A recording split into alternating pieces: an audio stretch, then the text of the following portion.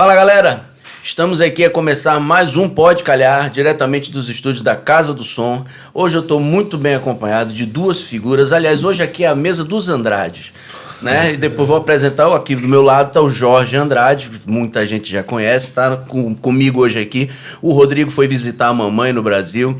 Ellen de Lima, um grande beijo, foi seu aniversário e está aí curtindo o filhão. Então hoje o nosso Jorge Andrade vai estar aqui. Responsabilidade. É o segundo Andrade. Nós temos aqui o terceiro Andrade, que é o Bruno Andrade. Muito obrigado. Obrigado eu. Obrigado mesmo. Jorge. Vamos bater um papo bacana. O Bruno, comentador da CNN e ainda colabora muito com o Brasil, também da TVI. E ele vai contar pra gente um bocadinho da história dele. E, obviamente, vamos falar aqui da atualidade do que está se passando no futebol. Porque, afinal, o Jorge também trabalha na televisão, né? Então vamos ter aqui uma disputa, quem sabe, uma disputa Portugal e Brasil para ver quem sabe mais. E o Jorge conhece um pouquinho de bola, né? Então, só um pouquinho de bola, não é só televisão. Mas pronto, a bola tá com... Fala em bola, para a bola mim, tá não, mas para mim é um gosto de estar aqui com vocês, com os Andrades. O Bruno Andrade em especial, porque a minha mulher, e já disse isso, tive a oportunidade de dizer a ele, é o comentador que ela acha que é o melhor comentador da televisão portuguesa. Depois do Jorge Andrade. Depois do Jorge Andrade. Jorge Andrade. Ela não gosta muito de me ver na televisão. Não.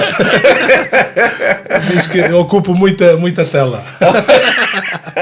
Mas pronto, diz que os teus comentários são isentos e são de uma visão diferente. Vai dar uma lufada de ar fresco aqui aos comentários do futebol português, porque toda a gente aqui está muito ligado aos clubes em Portugal e ele veio com uma visão de fora. Isso foi muito importante e é muito importante para até vermos que o futebol pode ser visto com outro olho, de uma forma limpa e também eu acho que ele valoriza o futebol português. Que bom. Sim, e eu me recordo perfeitamente quando eu conheci o Jorge, ele me explicou exatamente isso, que a esposa acompanha, que gosta do meu trabalho, e eu vou tentar roubar as mesmas palavras. O Jorge, para mim, e não é porque ele está na minha frente, é dos ex-jogadores que eu mais aprecio comentando na televisão portuguesa. Obviamente que já conheci o Jorge como jogador, aliás, bebi muito daquilo que foi o sucesso da geração do Jorge, Porto, Benfica, Sporting. Não é tão natural um brasileiro acompanhar o futebol português, geralmente é ao contrário, o português que olha mais para o Brasil, a gente fala muito da Inglaterra, da Espanha, mas como a minha raiz é muito portuguesa, a minha avó nasceu em Portugal, então sempre apresentou Portugal, a cultura, enfim, culinária, a parte da sociedade, cultural, eu automaticamente observava muito o futebol do Brasil, antes de ser jornalista, depois jornalista muito mais. E o que me atrai, o que me traz a Portugal é o futebol, é o jornalismo desportivo, muito por conta disso. A questão para mim, a geração do Jorge, ali entre os fins dos anos 90, começo dos anos 2000, eu acompanhava muito. Sinceramente, acompanhava bastante. Não é porque eu moro aqui, parece fácil falar, tá aqui agora é fácil falar. Não, eu de fato acompanhava muito. E muito do que eu tenho para mim como conhecimento futebolístico é graças à geração de Portugal. Sim, então, a mistura da geração de ouro, sim, Rui Costa, exato, Figo, João Pinto. Era espetacular. Eu costumo dizer que para mim está sendo aqui uma enciclopédia. Cada convidado que vem eu aprendo mais, porque é como você disse, o brasileiro não tinha costume de assistir o futebol aí pula português. Depois é Vitor Bahia, depois ainda vai Maniche, depois entra a geração com Cristiano Ronaldo e etc. Então uma coisa que foi puxando a outra. Isso é bem bacana. E o Jorge tocou no ponto, assim, eu vou até aproveitar, eu gosto dessa palavra, fala muito da isenção no jornalismo. Mais do que ser isento, eu sou independente. Pois. A gente fala muito, eu gosto de discutir isso muitas vezes, o jornalista tem que ser imparcial. Mas eu sou muito sincero, ninguém é 100% imparcial. Claro. É impossível ser imparcial. Gostos, sim, porque se eu gosto do Jorge... Sim. Só o fato de eu gostar do Jorge já me faz ser um pouco parcial a favor do Jorge. Se eu não gosto do Jorge, eu já sou um pouco imparcial em relação ao Jorge. No caso, parcial. Então, agora, o ser independente é o mais importante. Sim. Eu posso gostar do Jorge, mas se o Jorge fizer algo errado, eu vou falar mal dele. Talvez não faça de uma forma abrupta, agressiva, porque eu gosto dele, e aí vem a tal da imparcialidade ou parcialidade. Sim. Mas jornalista, para mim, seja jornalista ou comentador, e eu e o Jorge somos os mesmos na televisão portuguesa nesse ponto, tem que ser independente. Então eu vejo no Jorge muito do que eu vejo no meu lado como jornalista. Eu como jornalista, o Jorge como ex-jogador, e na televisão nós conseguimos ser independentes. mais do que imparciais, é independentes. Isso é muito bom, um ponto de vista bom mesmo. Mas agora, você começou no Brasil já com o jornalismo esportivo? Como é que foi um pouquinho, só pra gente entender um pouco da sua trajetória? Eu sou aquele famoso jogador frustrado, né? Não consegui, por N motivos, por falta de qualidade também, porque muitas vezes o jornalista, o comentador fala, não fui jogador porque era preguiçoso, ou porque machuquei o joelho, e raramente alguém fala que não tinha tanta qualidade. Não, eu era mediano mesmo, dava pra quebrar um galho no futebol, mas nada demais. Mas sempre fui apaixonado por investigação, por português, língua portuguesa, escrever. A minha mãe, falecida mãe, era professora de português, então desde pequeno ela me ensinava a fazer redações. Textos e textos, lia bastante, muitos livros, então juntei um pouco dos dois. O fato de ser apaixonado por futebol e não ter ingressado no mundo do futebol como jogador, e o lado da paixão pela língua, pelo jornalismo, pela investigação. Então, desde criança eu sabia, muito cedo, que eu seria jornalista. Antes mesmo de tentar ser jogador ou imaginar ser jogador, era... Quero ser jornalista. Bom que se tivesse sido jogador já tinha profissão para depois. Ah, né? Mas estaria...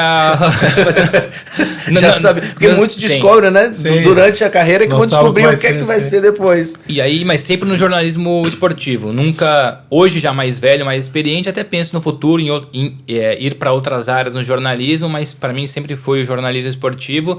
E já entro, felizmente, no maior jornal, já não existe mais impresso, agora só digital, o Diário Lance. Sim. Que durante muitos anos foi a grande referência no jornalismo brasileiro, esportivo. Era o maior jornal de esportes do Brasil. Eu lia. E eu dei, junto ao útil ao agradável, estar na hora certa, no lugar certo, eu começo como estagiário no Jornal Lance. E ali fiquei quase 10 anos, fiz toda a minha formação ali e depois venho para Portugal. Ou seja, entrei onde eu queria entrar e meu sonho de criança era trabalhar no lance. Isso que é muito louco. Eu queria ser jornalista e queria trabalhar no lance. Mas ficou 10 anos direto 10 anos no lance. Colaborei paralelamente com outros meios, outros veículos, mas sempre vinculado ao lance. Ou seja, atingi logo cedo. É engraçado, a gente tem lá, o Jorge foi jogador, pode falar isso. Eu quero um dia chegar a tal clube. Claro. Para mim era, eu quero chegar àquele jornal.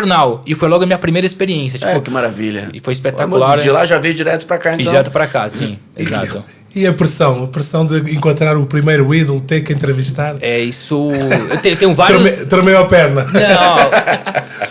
São dois Ronaldos em que eu de fato tremi. Um tremi muito, literalmente mesmo, foi o Ronaldo Fenômeno. Sim. Porque assim, outra questão que vale comentar aqui, como é difícil, seja em Portugal ou no Brasil, mas mais em Portugal, um jornalista ou comentador se abrir e falar para qual clube torce. Eu sou do Corinthians. Não tenho qualquer problema em falar que sou do Corinthians. Parabéns. Sim, fui campeão paulista, vim feliz hoje. Mas acho que deveria quebrar essa marra também, porque quem vem para o jornalismo esportivo veio porque é apaixonado pelo futebol, automaticamente apaixonado por um clube. E você sendo independente e honesto, você pode torcer para quem você bem entender, ou seja, não tem problema você vir. Eu sei que é difícil lidar com as críticas, mas mesmo aqueles comentadores ou jornalistas que não revelam o próprio clube, eles apanham na mesma. Então, se você revelar, você vai apanhar também, tá tudo bem. Pelo menos você se solta e mostra, olha, eu sou do Corinthians. E as pessoas não percebem que muitas vezes, quando você torce por um clube, você na verdade é mais crítico para o seu clube do que o contrário. Também, então é isso. Mas isso tem mudado um pouco, né? Alguns jornalistas já têm... Não sei também se é essa coisa de muita gente migrar para a internet. Faz sentido, e eles se tiram mais à vontade, não estão mais ali na televisão, não tem mais ali ninguém, né, dizendo o que tem que ser feito. Mas tem alguns jornalistas que já têm dito o time que torce, isso é bom. E eu faço questão que eles falem cada vez mais para mostrar que é natural. A gente se veio da bola, veio porque ama um clube. Está no jornalismo é porque, enfim, uma coisa puxa a outra. O Jorge falou da questão desse sentido pressionado e tal. Eu tenho dois exemplos claros do que é viver isso aí, sendo corintiano ou sendo jornalista, tanto faz. Quando eu era setorista do Corinthians, foi quando o Ronaldo Fenômeno volta pro Brasil para jogar no Corinthians, ou seja, no meu clube. Meu ídolo de infância jogando no meu clube. E a passagem que me marca bastante, no Brasil tinha muito, ainda tem em Portugal também, notas para jogadores. E se tem uma coisa que eu aprendi é que jogador, se lê jornal, lê para ver a nota que ele recebeu do jornal. Sim. É muito louco isso. Às vezes nem pega o jornal, compra o jornal, não quer ler reportagem, não quer ler nada. Ele quer ler a nota que ele recebeu ou que o colega dele recebeu. E é um pouco contraditório, mas é engraçado. No Brasil, os estagiários eram os responsáveis pelas notas dos jogadores, o que pra mim é bizarro.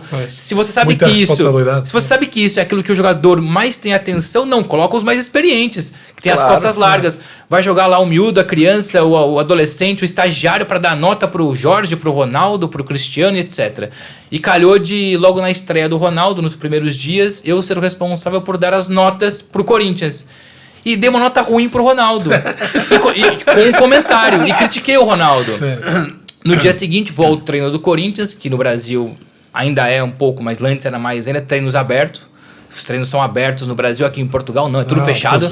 Porto, Benfica, Sport, Estoril, enfim, do grande ao pequeno todos são fechados. Mudou. No Brasil é tudo aberto. Agora um pouco menos, mas ainda é muito aberto. Os jornalistas acompanham o treino, vão às conferências, enfim, tem uma liberdade maior. Lá é o contrário, né? Manda fechar. Exato, sim, é diferente. E aí eu me recordo de dar a nota pro Ronaldo e no dia seguinte tem um treino regenerativo e o Ronaldo só corria em volta do campo. E ele percebia que tinha lá os jornalistas do lance onde eu trabalhava que tinham dado a nota. Então ele seguramente perguntou para o assessor de imprensa do Corinthians quem deu a nota. Aquele cara ali, e o assessor explicou, foi aquele menino ali, foi o Bruno, aquele rapaz ali. Então o Ronaldo sempre que passava, dava a volta e a gente ficava na grade, no alambrado acompanhando o treino, o Ronaldo passava assim... Foi você que me deu a nota, né? Mas com cara nervosa. E eu falei, já fui agora eu não posso fugir, eu tenho que ficar aqui. Você não sei o quê. E assim, nervoso, passando e você não sei o quê. E eu falei, pronto, agora já foi. Minha primeira experiência com o Ronaldo já é mal. Termina o treino, o Ronaldo vem, vou falar, Bruno, criança, ele me chamava de criança, coisa do tipo, olha, relaxa, a nota que você me deu ainda é muito alta, eu não joguei nada, joguei uma merda. Eu fui uma merda, eu fiz só pra te provocar. Mas durante 15 minutos, enquanto ele treinava, eu pensei, poxa, já me queimei com o maior ídolo da minha infância, do meu clube. Então tem essa questão. E a outra foi que há uns anos entrevistei o Cristiano Ronaldo, foi a vez que eu mesmo me senti pressionado, ao ponto de transpirar bastante.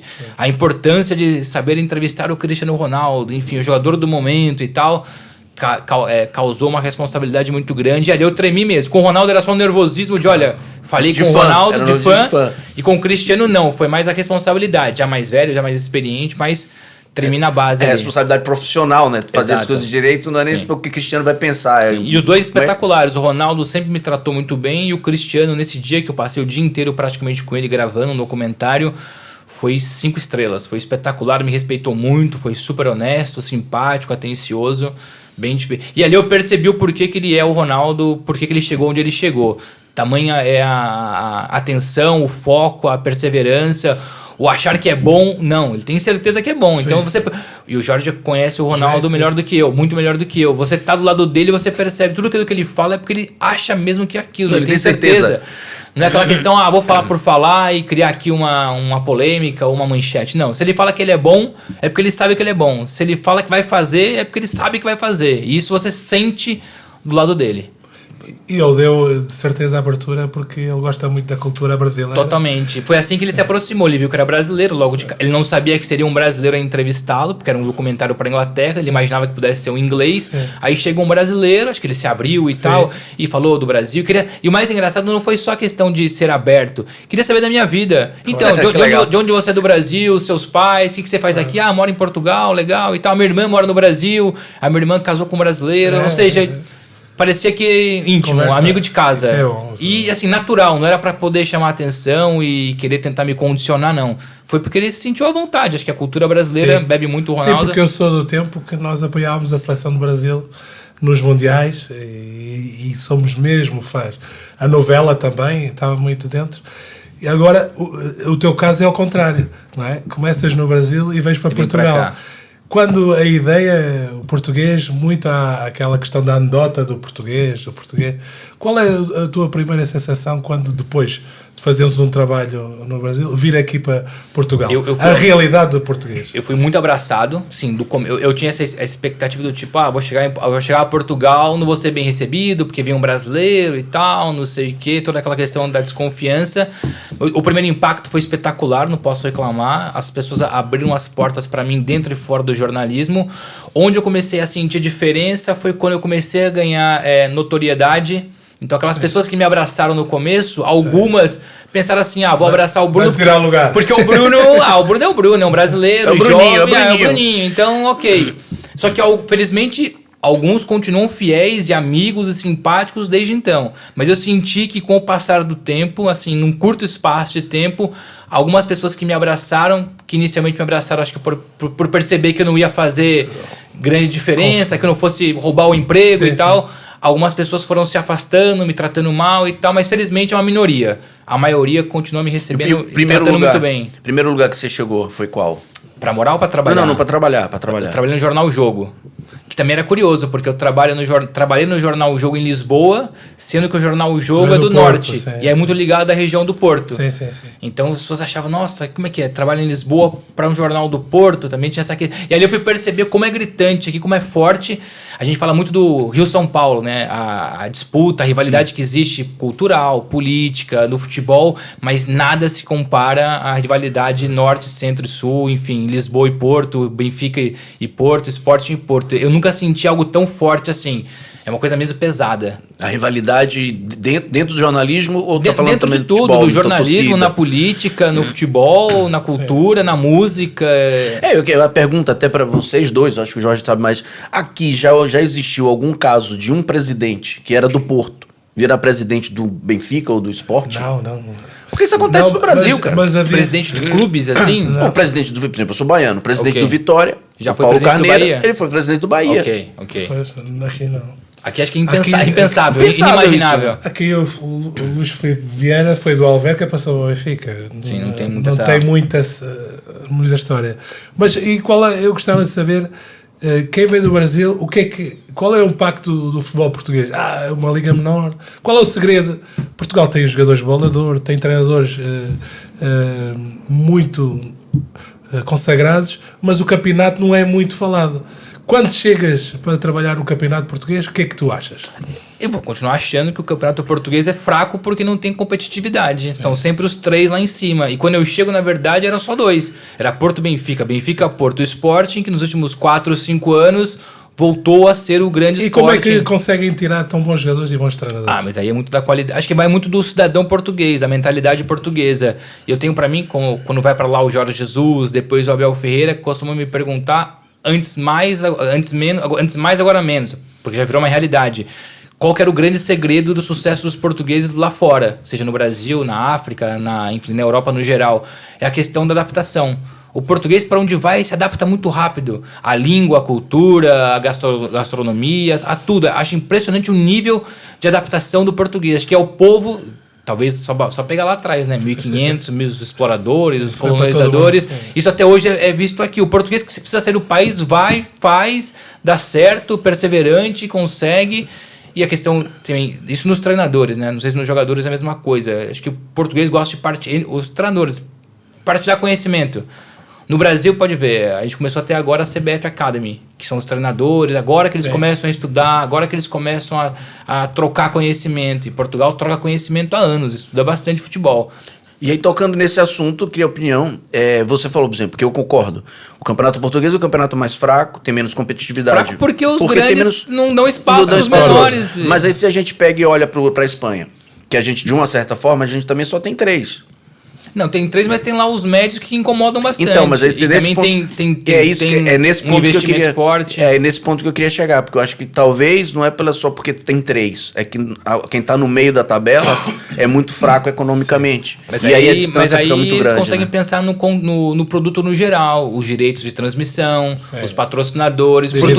Eles dividem mais. Mas eu tô falando essa é a parte negativa do futebol português. Então, é disso que eu tô falando. Os 3 abocanham quase tudo e os menores não conseguem nada. É disso que eu tava falando. Os médios também, justamente para pensar nessa forma, porque se conseguíssemos um formato, né, para valorizar um pouco, pelo menos aquele meio de tabela do Campeonato Português, o campeonato viraria outro, porque como o Jorge falou, tem excelentes jogadores. Mas os 3 grandes não querem, nem cogitam dividir essa fatia do bolo com os médios e com os menores. Na Espanha é diferente, na Inglaterra então nem se fala.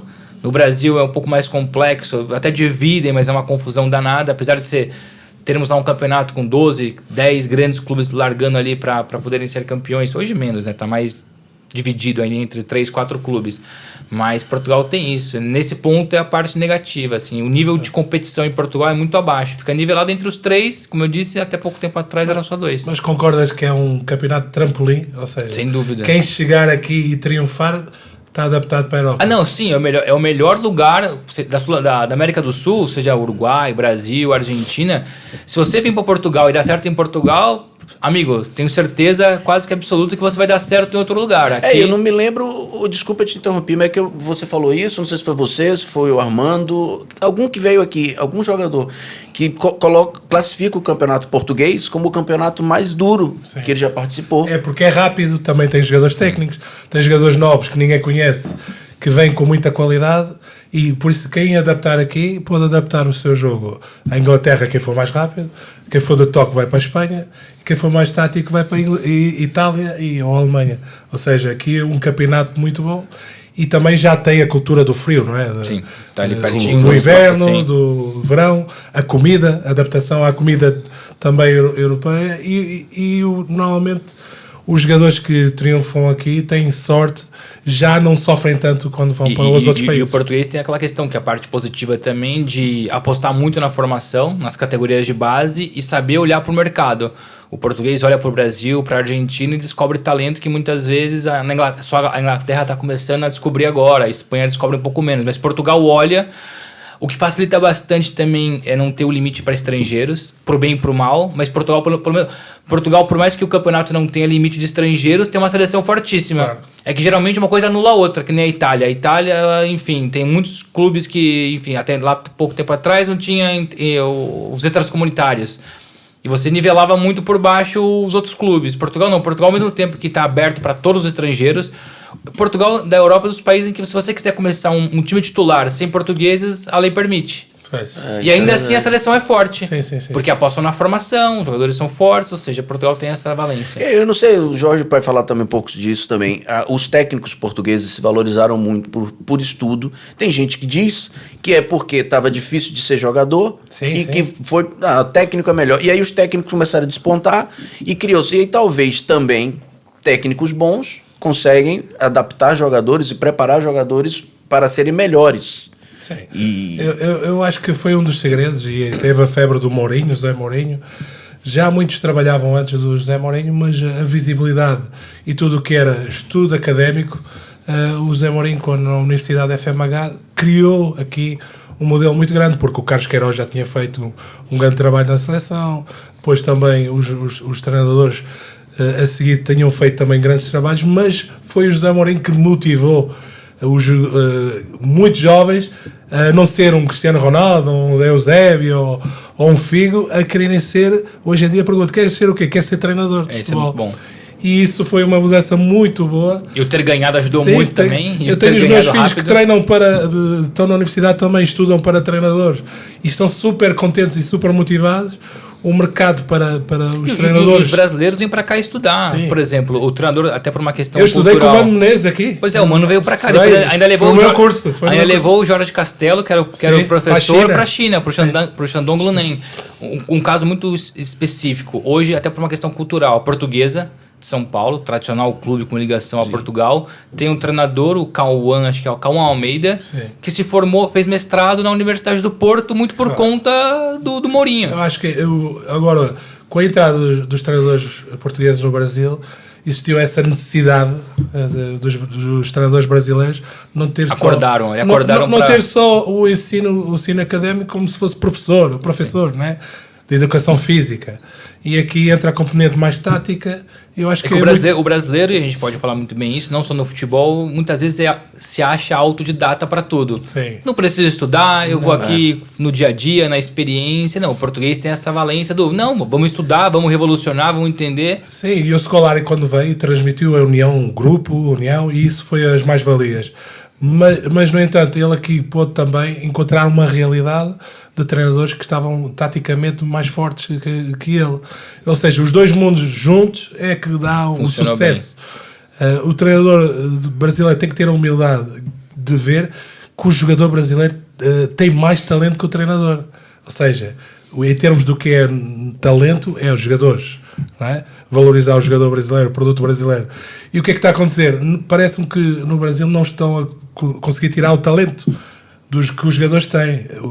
Porque o treinador é pouco humilde no Sim, Brasil, e o não treinador consegue reconhecer isso. tem que trabalhar estas partes táticas e evoluir, é o que eu acho, para ser melhor. Mas então vocês dois estão fazendo uma análise de que nós estamos, então, digamos assim, num período de entre-safra do que era o treinador brasileiro, do que pode vir a ser, e isso está atrapalhando a formação e, enfim, desenvolvimento do jogador brasileiro, mas também, ou seja, há uma luz no fundo do túnel, é isso? É que eu acho que nós não atingimos ainda a entre-safra. Eu acho que o Brasil ainda está muito atrás de Portugal. Para atingir o meio termo ainda falta um pouco mais. Sim. O Brasil começou agora com os estudos na CBF. A gente olha para os brasileiros, para os treinadores da nova geração, com todo respeito, mas 3, 4 se salvam. E quando você olha para Portugal, são vários. E vários que você percebe que, olha, se der um pulo aqui, vai dar certo. É impressionante. Todo ano surge um bom treinador em Portugal. Todo ano. Esse ano vamos pegar aqui Rui Borges, fora os grandes, né? Rui Borges, o Vasco Matos no Santa Clara, o Thiago Margarido no Nacional. Ou seja, você consegue apanhar Sim. aqui na primeira divisão, se contar na segunda divisão, ou aqueles que vão lá para fora e dão certo. Então, em Portugal, todo ano tem pelo menos 2, 3 treinadores que sobressaem, jovens, da nova geração. Isso para mim é espetacular. Enquanto no Brasil é uma rotatividade dos mesmos nomes. Cai um, depois entra outro, depois volta ele outra vez e volta outra vez. São poucos os novos nomes. Eu acho que para surgirem novos nomes ainda vai demorar um pouco no Brasil. E vamos mais a fundo um pouquinho nisso. Fala-se muito que acabou o camisa 10 brasileiro. O outro dia eu estava vendo o Zico falando sobre isso. Ele falou assim, olha, os principais clubes do Brasil, o camisa 10 é estrangeiro. Passa por aí também, os nossos técnicos porque aqui, eles olham para a Europa, né, que dizem, o Brasil tá olhando para a Europa e querendo fazer jogador como faz na Europa e tá esquecendo a essência do futebol brasileiro, não tá dando abertura, menino saindo muito cedo, que já, enfim, não cria aquela ligação com o clube, não cria aquela coisa do ídolo, mas então acho que vocês estariam aí em acordo que essa deficiência de formação de técnicos está refletida nessa... Já no Brasil, e o Jorge pode falar por Portugal, eu vou olhar para o Brasil. A formação no Brasil, ela está muito mais preocupada em vencer do que em formar, o que é ridículo, tem que ser o contrário. A formação forma e se vencer, melhor ainda. No Brasil, não. No Brasil, se o treinador do Sub-13, Sub-15 não ganhar um campeonato, ele vai embora. Sim. Não estão nem aí pro planeamento. Aí quando você pega, por exemplo, vou usar um caso para mim que é muito pragmático e fácil de explicar. O Renato Paiva, que hoje é treinador do Botafogo no Brasil, ele ficou anos na formação do Benfica. Obviamente que ele não ganhou todos os anos. Não. Ele foi subindo, foi continuando, porque em Portugal se preocupa com a formação e não com ser vencedor na formação. Se for os dois, melhor ainda. Então o brasileiro não está preocupado em formar o camisa 10, está preocupado em ganhar. Então se tiver que colocar o camisa 10 para jogar como extremo ou para marcar no meio campo, vai colocar. Não coloca ele assim, não, vamos aqui criar um camisa 10 porque a equipe principal precisa. Tem um podcast recente que o Alex jogou no Fenerbahçe, dos maiores camisas 10 da história do futebol brasileiro. Exatamente. Ele diz que o Alex, ele fala assim, eu fui formado como 10 para ser o 10 do Curitiba. Eu tinha 12, 13, 14 anos, eu já era formado para ser o 10 do Curitiba. O fulano no Cruzeiro a mesma coisa, no Corinthians a mesma coisa. Isso lá atrás. Hoje em dia não. Hoje não se cria mais 10, porque ele tem que ser 7, ele tem que ser 8, ele tem que ser 9, tem que fazer a formação pensando em vender. O que o Chelsea está querendo para o futuro? O que o futebol inglês está precisando? Eles estão olhando muito agora para jogadores que jogam mais abertos. Então vamos formar aqui vários abertos. Não vamos deixar mais o meio campo centralizado. Então o Brasil olha muito mais para fora e o vencer do que na própria formação. E você acha que o Neymar é consequência dessa mudança no futebol? Porque podia ter sido um dos melhores 10 de sempre. Eu acho que... E ao ir para as alas, transforma o seu jogo. Qual é o problema do Neymar não ser ainda bolador? Mas o Neymar, quando surge no Brasil, ele surge como extremo. Sempre, mas ele destruía. É engraçado, as pessoas hoje comparam, quando surge um novo Neymar... Eu lembro do Neymar no Brasil... Mas em consequência, como o Cristiano Ronaldo também era extremo, mas foi para o meio.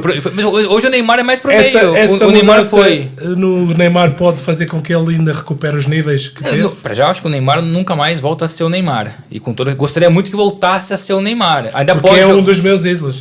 Para mim, o Neymar é espetacular. É a figura. O Neymar, quando eu entro pro jornalismo, bate na época em que o Neymar surge no Santos. E foi das poucas vezes em que eu sentia, conversando com jogadores, os centrais, os zagueiros, não dormiam no dia anterior para encontrar o Neymar. Porque ele era um diabo dentro de campo, assim, uma coisa de louco. Imprevisível, sim. Imprevisível e aberto, nunca centralizado. A questão é que o Cristiano, para além de se cuidar muito mais, ele foi percebendo onde foi se adaptando. O Neymar demorou para se adaptar. E hoje acho que o Neymar é muito mais 10 do que um jogador aberto. Mas está muito machucado, né? Muitas lesões. Sim, não se cuida direito. É difícil. O Neymar é uma pessoa complicada. E essa mistura do jogo que querem que o Brasil faça, que é um jogo europeu, com o jogo que se faz no Brasil, qual é o meio termo? Não, eu acho que o Brasil, essa é a questão. A gente olhar muito para se o europeu está fazendo assim, se na Alemanha é assim, se em Portugal é assim, tem que copiar. Não, a essência do Brasil é outro futebol. É aliar a sua essência, sobretudo a sua essência, e talvez beber um pouco do que acontece lá fora. Acho que é interessante. O problema do Brasil é olhar muito para o que acontece lá fora, sendo que a sua mão de obra não foi feita para aquilo. A mão de obra do Brasil é a parte individual, o carisma, a técnica, o drible. É tentar florescer e influenciar isso muito mais. Voltando até nessa questão dos técnicos, pode até ter passado por aí, porque se você olhar, o Brasil foi campeão em 2002. Só que a gente tinha um time de bolas de ouro ali, né? Então tinha muito individual. Obviamente tínhamos coletivo, mas tínhamos muito individual. Mas o coletivo era muito mais na base da união, e o Jorge trabalhou com o Scolari, do que propriamente o Scolari é um treinador zaço, dos maiores de todos os tempos. Só que a valência dele era outra. E tirou o Romário para dar força para o grupo, união, somos nós. O negócio foi o grupo. Aí ele falou assim, amigos, agora é com vocês. E com o Rivaldo, o Ronaldinho, o Ronaldo era mais fácil. Então entra esse problema de formação, digamos assim, defeituosa, e aí nós temos que ir para a tática, porque nós não temos mais os individuais. Foi nesse sentido que eu falei. Junta os dois. A formação é débil e os treinadores no Brasil não são tão bons taticamente como são em outros países. E por isso que o Brasil tá mal. E não só numa questão, a gente olha muito para a seleção, que não ganha desde 2002. Não, olha para o futebol brasileiro, olha para como os jogadores estão sendo formados de forma errada. É que a gente se apanha muito na seleção que não ganha um mundial, mas isso é tão redutor perto do que é o problema no geral no Brasil, que é muito por conta disso. É não formar direito e o treinador também não se formar direito. Ou seja, os jogadores são formados errados, os treinadores são formados errados, e agora que eles começam a tentar, entre aspas, como começou a formar errado, não tem mais o individual, estamos órfãos de prisão. Porque a Alemanha, eu não lembro que ano foi, mas ela passou por uma reformulação, porque viu que não estava ganhando nada, e eles colocaram, não, peraí, vamos mudar aqui nossa formação, todas as escolas têm que ter... A formação exemplo é do Palmeiras, que consegue unir o útil ao agradável, consegue unir esses dois mundos. O Palmeiras detecta, esse jogador aqui é 10, então ele vai ser 10. Ele vai ser 10, mas o Palmeiras obriga... O Palmeiras tem duas coisas espetaculares que pouca gente sabe e pouca gente comenta, que é... Eles acreditam na função principal do jogador, mas obrigam que esse jogador faça pelo menos mais uma posição. Então, por exemplo, o treino na semana tem 7 treinos na semana. 5 na posição de origem e 2 na posição secundária. Porque depois que ele subir para o principal, ele precisa ter a polivalência. Então, eles acreditam na principal qualidade, mas querem que ele evolua numa outra característica. E outro ponto para mim espetacular é que o Palmeiras, dos poucos grandes clubes do Brasil, que tem o seguinte: nos 7 dias da semana, 5 você treina na relva sintética e 2 você vai para o campo de terra, para você aprimorar a parte técnica, a parte voltaram antigamente. A bola vai quicar na pedra e vai subir. A bola vai parar. O famoso cognitivo. O Palmeiras trabalha o cognitivo. O Brasil não tem muito mais isso. Não, isso foi indicação do Luxemburgo, né? E o Palmeiras, não sei se é da época do Luxemburgo. Não é da época. O Luxemburgo, eu vi ele falando sobre isso. Ele chegou no João Paulo, que é o coordenador. Sim. Não sei se é coordenador ou diretor. Sim. Quase foi para a CBF também. E ele comprou. O João Paulo comprou a ideia e funciona. Tanto é que o Palmeiras, basta perceber, o Palmeiras vendeu o Endrick para o Real Madrid, vendeu o Estevão agora para o Chelsea, ou seja, continua vendendo, vendeu agora o central, o Vitor Reis para o Manchester City, porque o Palmeiras é isso. O Palmeiras, como ninguém... Lá atrás era o Santos, mas muito mais na questão lúdica do jogador do que na parte mesmo da formação. O Palmeiras consegue juntar os dois, o lúdico e mesmo formar a série. E o Flamengo deve chegar aí junto nisso também, porque o Boto chegou lá já falando que tinha que mudar. Falando do Flamengo, será o Filipe Luís o treinador do futuro? Do campeonato brasileiro. Foi o meu colega no Deportivo da Corunha. Eu já diria que é o treinador do presente. E era uma pessoa com uma visão... Já muito pra frente, né? Pra frente. Mas ele jogou com você? No Deportivo da Corunha. Ele era emprestado pelo Real Madrid, não era? Sim. Acho que era isso. Com todas as valências que ele tem, e o que aprendeu com o Simeone também, quando ele chega ao Flamengo, ele liga-me e pergunta quem é este treinador, o Jorge Jesus. E eu disse assim, aponta tudo o que ele fizer. E apontou, certeza que apontou tudo. E parece-me que ele está a fazer uma transição um pouco e adaptar as coisas do Simeone, coisas do Jesus. Ele bebeu dos dois, né? Será que Filipe Luís será, dentro de uns anos, o futuro treinador da seleção brasileira? Não tem a menor dúvida, ele está se preparando para isso. Para já ele trabalha num poderoso clube já, que é praticamente uma seleção, que é o Flamengo. Isso é importante para ele. Bebeu do Jorge Jesus, bebeu do Simeone, tem uma longa experiência no futebol internacional, Inglaterra, sobretudo Espanha. E é alguém muito inteligente, é alguém acima do nível normal de um jogador. É impressionante como ele pensa para frente. E desde jogador, o Jorge tocou nesse ponto. Já conversei com outros ex-companheiros do Felipe e falam exatamente o mesmo. Sempre foi preocupado em estudar, em anotar os treinos dos treinadores, ou seja, sempre estudou muito. Então ele se capacitou enquanto jogador para ser treinador, ou seja, já encurtou o caminho. E alguém muito aberto a novas ideias e muito honesto no discurso. Os jogadores gostam, porque ele consegue incluir tudo. O ser amigo do jogador, mas ser o treinador do jogador, o professor do jogador. Então, o Jorge fala na questão do futuro. Eu já acho que o Filipe Luís é o presente. Já é o presente. Mas eu acho que ele falou futuro na seleção. Na seleção, sim. Também acho que sim. E eu acho que ele assim, não foi convidado, pelo menos oficialmente, mas já saiu alguma coisa por aí dizendo que não, agora não vai de jeito nenhum. Eu acho que ele tá certo. Ele não quer... Não, tá certo. Queima muita etapa. Não, claro, ele já queimou uma etapa assim, ele foi lá treinador do Sub-17 e Sub-19 do Flamengo, mas num curto treinador espaço. Campeão. E foi campeão. Acho que seleção, não que ele não mereça. Sim. Mas ele é muito jovem, ele tem muito tempo ainda pela frente. Quer fazer o caminho dele. Não, e fritam. Chega na seleção... Aí chega na seleção, não dá certo, perde 4 jogos, já não presta e derruba um Felipe Luís. Espera lá. Não, nosso projeto de treinador do futuro, deixa ele se projetar mais. É um trabalho fantástico realmente que ele está fazendo lá. Mas falando de seleção, vocês acham que o Dorival cai hoje ou não? Hoje, sexta-feira, só por mera opinião, não informação, acho que vão segurar ele até o fim do ano. Acho que fosse para demitir, já teriam demitido antes, logo depois do jogo contra a Argentina. Esse episódio pode ficar um pouco velho, né? De repente o Dorival é demitido e, enfim, posso estar seguramente errado. A minha humilde opinião é que vão segurar o Dorival até junho, enquanto traçam um novo nome. Ou seja, ele tem uma demissão já prescrita, só não vai ser agora. E depois quem vem, não sei. E eu acho que chegou a hora, mais do que antes, de ter um estrangeiro. Eu acho que o caminho vai ser esse. Você tem preferência? Estrangeiro? Não é preferência por como ser torcedor, estrangeiro. Se houvesse um treinador muito, tipo o Felipe Luís, não é estrangeiro, então eu toparia o Felipe Luís. Renato. Eu acho que o Renato já teve o melhor momento para ir para a seleção. Eu gosto do Renato, não é estrangeiro, mas é brasileiro. E o Renato entende muito, tem um jeitão Filipão, também Scolari. E é um cara que teve no futebol e tudo mais. Eu acho que o tempo do Renato para a seleção já passou. O Renato já teve mais credenciado para estar lá. E quando eu falo estrangeiro, não é uma obrigação. Não pode, aliás, nem pode ser. A gente não pode olhar o futebol assim. O requisito número 1 não é o fato de ser estrangeiro. Claro. O requisito número 1 é o perfil. É perfil, isso é bom, né? Se encaixa. O Abel, que tá já há um tempo aí, parece um pouco desgastado com o Palmeiras. Eu acho que o Abel é muito bom, só que o Abel não tem o perfil para a seleção. O Jorge Jesus tem o perfil para a seleção. O Ancelotti tem o perfil para a seleção. Você acha que o Ancelotti aceita? Eu acho que deve ficar entre... Assim, o que a CBF deve entender é entre esses dois. Agora, qual será, não tenho a menor ideia. Mas do que você é jornalista, você acha que o Ancelotti aceita esse convite? O Ancelotti aceitaria lá atrás. Foi uma questão mesmo de ineficiência e um trabalho ruim. E o timing. E o timing não ajudou, mas pelo Ancelotti ele teria ido. Agora é esperar. Eu acho que o Mundial de Clubes no meio do ano, que é um super Mundial de Clubes, que aumenta mais o calendário, vai ter impacto na decisão. Para mim, o Brasil até pode definir hoje quem vai... O Brasil pode definir nas próximas horas que o Dorival não fica e qual é o favorito. Mas a consolidação disso tudo só lá para junho e julho. É o meu cenário. E de todas estas movimentações, quando um Brasil perde com a Argentina e antes o jogador fala num podcast com o Romário, qual é o torcedor, como é que fica? Eu vou responder como jornalista e como torcedor.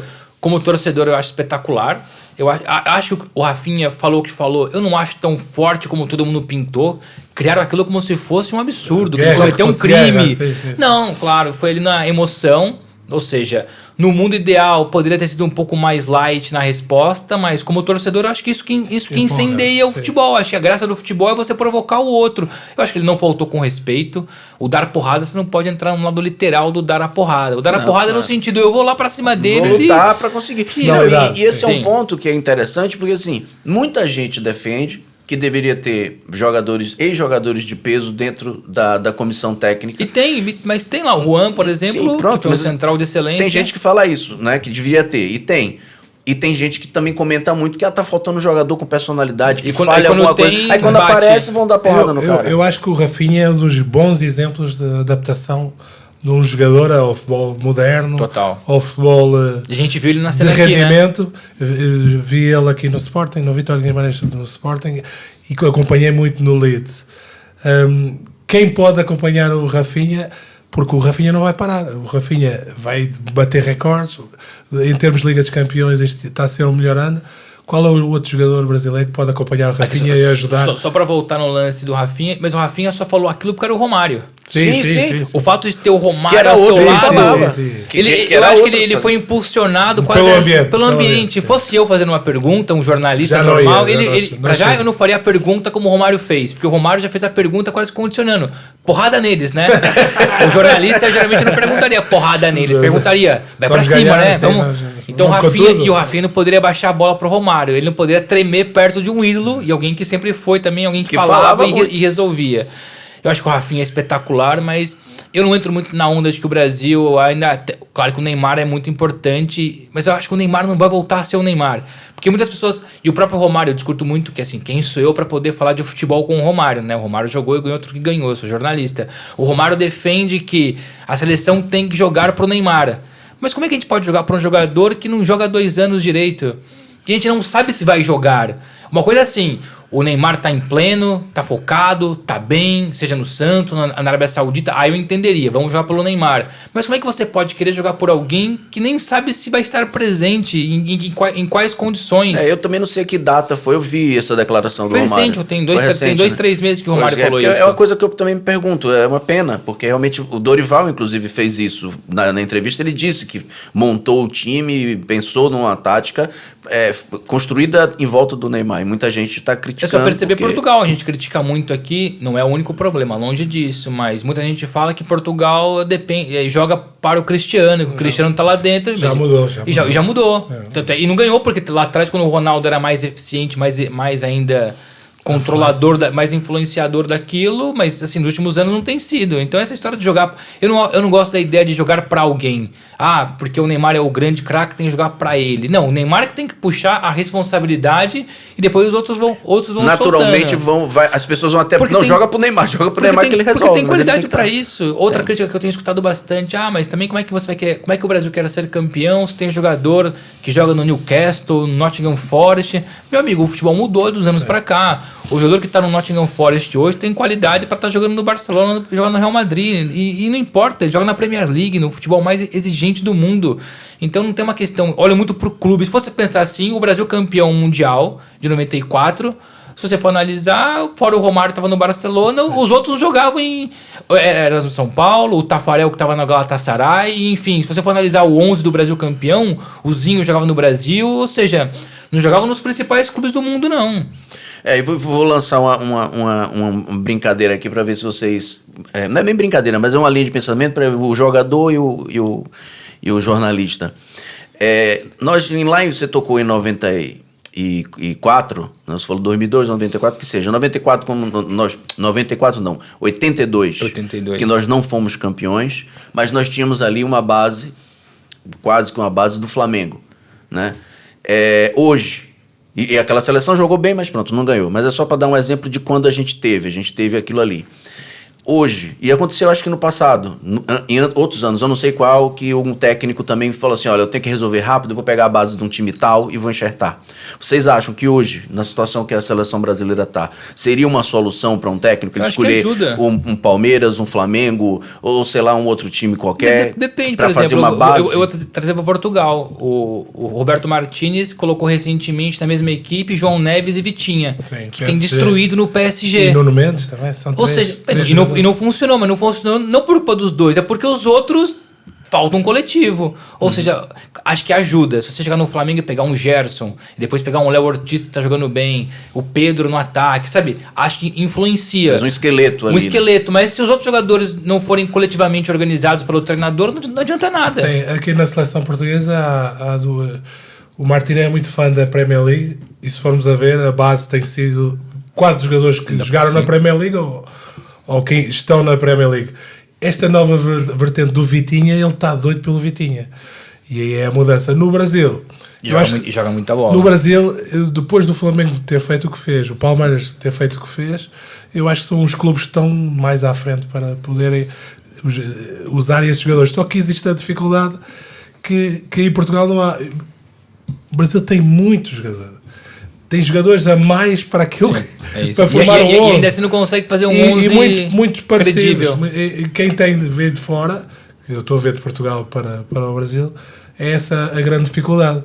Porque nitidamente os que estão no Real Madrid, Vinícius Júnior, tinha que ser a cara da seleção. E o Vinícius não consegue ser. Por que você acha que não? E é um dos casos que tem dificuldade. Eu acho que dentro de campo falta essa personalidade pro Vinícius, que tem uma personalidade brutal quando a gente fala de racismo, da exposição que tem, mas na seleção ele se retrai, mas eu acho que é muito por conta ainda da sombra do Neymar, mesmo o Neymar não estando lá, o que é muito louco, o que me incomoda muito é isso. Rodrigo, o Rafinha nem tanto, mas Rodrigo, Vinícius, Paquetá, enfim, os jogadores que são os mais talentosos, eles sentem a sombra do Neymar, mesmo com o Neymar não estando presente. E também isso tem muito a ver também com a forma como é gerida a CBF, a equipe técnica, a comissão técnica, eu acho que tem muita influência, atrapalha bastante. Pois, um jogador como o Vinícius Júnior, se ele trouxesse o rendimento que tem, e todos os jogadores do Real Madrid para a seleção, o Rodrigo tem feito no Real Madrid. Para a seleção eu acho que era um dos pontos importantes, porque as outras seleções respeitam e faz muita confusão um jogador não conseguir transpor o talento para a seleção. E aí só as vitórias é que podem dar a confiança, e o Brasil precisa de fazer uma qualificação, o resto da qualificação digna. Vamos ver se existe estabilidade, mas no entanto, para quem vê de fora, o Brasil vai ser sempre um dos candidatos a ganhar tudo. Sim, aquela história que a camisa pesa, né? Sim, chega, pesa. Não tem jeito, mas que tá duro, essa caminhada tá dura, não tá... Desse trajeto, Brasil, Portugal, ver a carreira dos outros crescer, qual é o teu objetivo então de crescimento na tua carreira? Estás já no topo da tua carreira? Não, em Portugal acho que sim. Não, quando eu digo assim, eu desbravei aqui um cenário que ninguém tinha feito. Eu sou o primeiro brasileiro. Não, eu não penso em trabalhar em clube. Não tem essa... Pra já, não aqui. No Brasil, diferente. Porque aqui tem uma questão, e aí o fato do país ser menor, territorialmente falando, a questão da rivalidade, eu tenho pra mim que se... Até tinha interesse pela experiência de trabalhar num clube aqui, porque assim, a gente fala muito no jornalismo e critica os clubes, mas espera lá, acho que para criticar com forma credível a 100%, você tem que viver o outro lado também. Sim. O Jorge foi jogador, então ele tem mais propriedade para falar o que ele sabe dentro de campo, ou seja, já viu um balneário cheio, a correr mal, a correr bem, eu tenho só uma vaga ideia de como é que é. Então, não que ele seja muito melhor do que eu por conta disso, mas ele tem uma experiência que eu não tenho. E aqui em Portugal eu não me permito ter uma experiência num clube grande, num Porto, no Benfica, no Sport, pelo simples motivo de perceber que uma vez nesse clube você fica linkado eternamente nesse clube. Por mais que eu não seja desse clube, mas se eu trabalhar no Benfica, vou pegar aqui o Benfica de exemplo, se eu trabalhar 6 meses no Benfica, a hora que eu voltar para a comunicação social, eu vou ser sempre o Bruno que trabalhou no Benfica, então, porque o Benfica manda no Bruno, porque o Benfica controla o Bruno, porque o Bruno prefere o Benfica. No Brasil é diferente, no Brasil a gente consegue muito migrar, o assessor volta para o jornalismo, depois vai para a assessoria, e ninguém fica perguntando, te enchendo a paciência, mas você trabalhou no Corinthians um ano. Não, estive lá na experiência. Aqui em Portugal você vai ser perseguido. E eu não quero essa perseguição para mim. E por que acreditas no jornalismo em Portugal? Podia estar no Brasil perfeitamente. Eu acredito no jornalismo num todo, no Brasil e em Portugal. Como eu falo muito por mim, eu não sou condicionado, eu sou independente, eu sou honesto, Portugal dá-te condições para trabalhar. É mais difícil que no Brasil, mas dá. Mas onde eu queria chegar? Eu atingi um posto aqui que eu sou o primeiro brasileiro na televisão aberta a falar de futebol. Eu sei que eu não vou passar mais isso. Daqui pra frente ou eu ando pro lado ou eu caio. Mas espero muito que quem vem atrás de mim, porque eu sei que abri muitas portas para muitos brasileiros aqui, para brasileiras também, não só homens, mulheres, para falar de bola ou de política, enfim, de entrarem na comunicação social. Eu espero que esses ou essas me passem, me ultrapassem. Porque eu sei que... Por 2 motivos. Porque eu não quero me expor mais e porque eu sei que não vou me deixar chegar mais lá em cima. Então, das duas uma. Ou eu vou pro lado ou eu vou cair. mas pelo menos eu trouxe muita gente comigo. E espero que quem veio me ultrapasse. E tem alguém que gostavas de entrevistar que ainda não fizeste a entrevista? Em Portugal ou no geral? No mundo em geral. Não, eu tenho muita vontade de entrevistar o Messi. Porque eu entrevistei o Neymar. Do meu meio, assim, da minha geração, entrevistei o Ronaldo e entrevistei o Neymar, que são as duas maiores. São os três, né, dos últimos anos aí. Consegui, entrevistei muita gente, mas me falta o Messi, eu tenho essa vontade. Mas acho que vai ser difícil, enquanto jogador. Depois o Messi e jogador, um dia vai acontecer num evento. Assim, já tive com o Messi em zonas mistas, mas nunca só eu e ele, assim, olho no olho. E treinadores? Já entrevistei Tite, Mourinho, mas um treinador que eu gostaria muito de entrevistar. Olha, engraçado, já tive com o Jorge Jesus diversas vezes, N vezes, em eventos, em entrevistas com mais jornalistas, mas nunca entrevistei o Jorge Jesus, só eu e ele. E eu tenho essa vontade também. Porque eu sinto que o Jorge Jesus, como ele é muito verdadeiro muito sem filtro, a gente ia se identificar bastante. Assim, me dou bem com o Jorge Jesus, converso vez ou outra, mas ainda não tive a oportunidade de entrevistá-lo. Assim, não faço questão de entrevistar um Klopp, um Guardiola e tal, é bacana. Mas é engraçado, eu tenho essa vontade de entrevistar o Jorge Jesus, só eu e ele. É porque ele dá essa sensação mesmo de abertura. De abertura, de conversar sim. tranquilamente. A mim o Jorge Jesus foi o melhor treinador que me treinou. Foi. E treinou o Mourinho. Eu acho que ele se adaptou ao Brasil por isso. E são muitos diferentes, não? Mourinho e o Jorge Jesus? São até no dia-a-dia. O Jorge Jesus mal chega, já sabes se o dia vai correr bem ou mal, porque ele pressiona mais ou menos, e o Mourinho é aquela incógnita.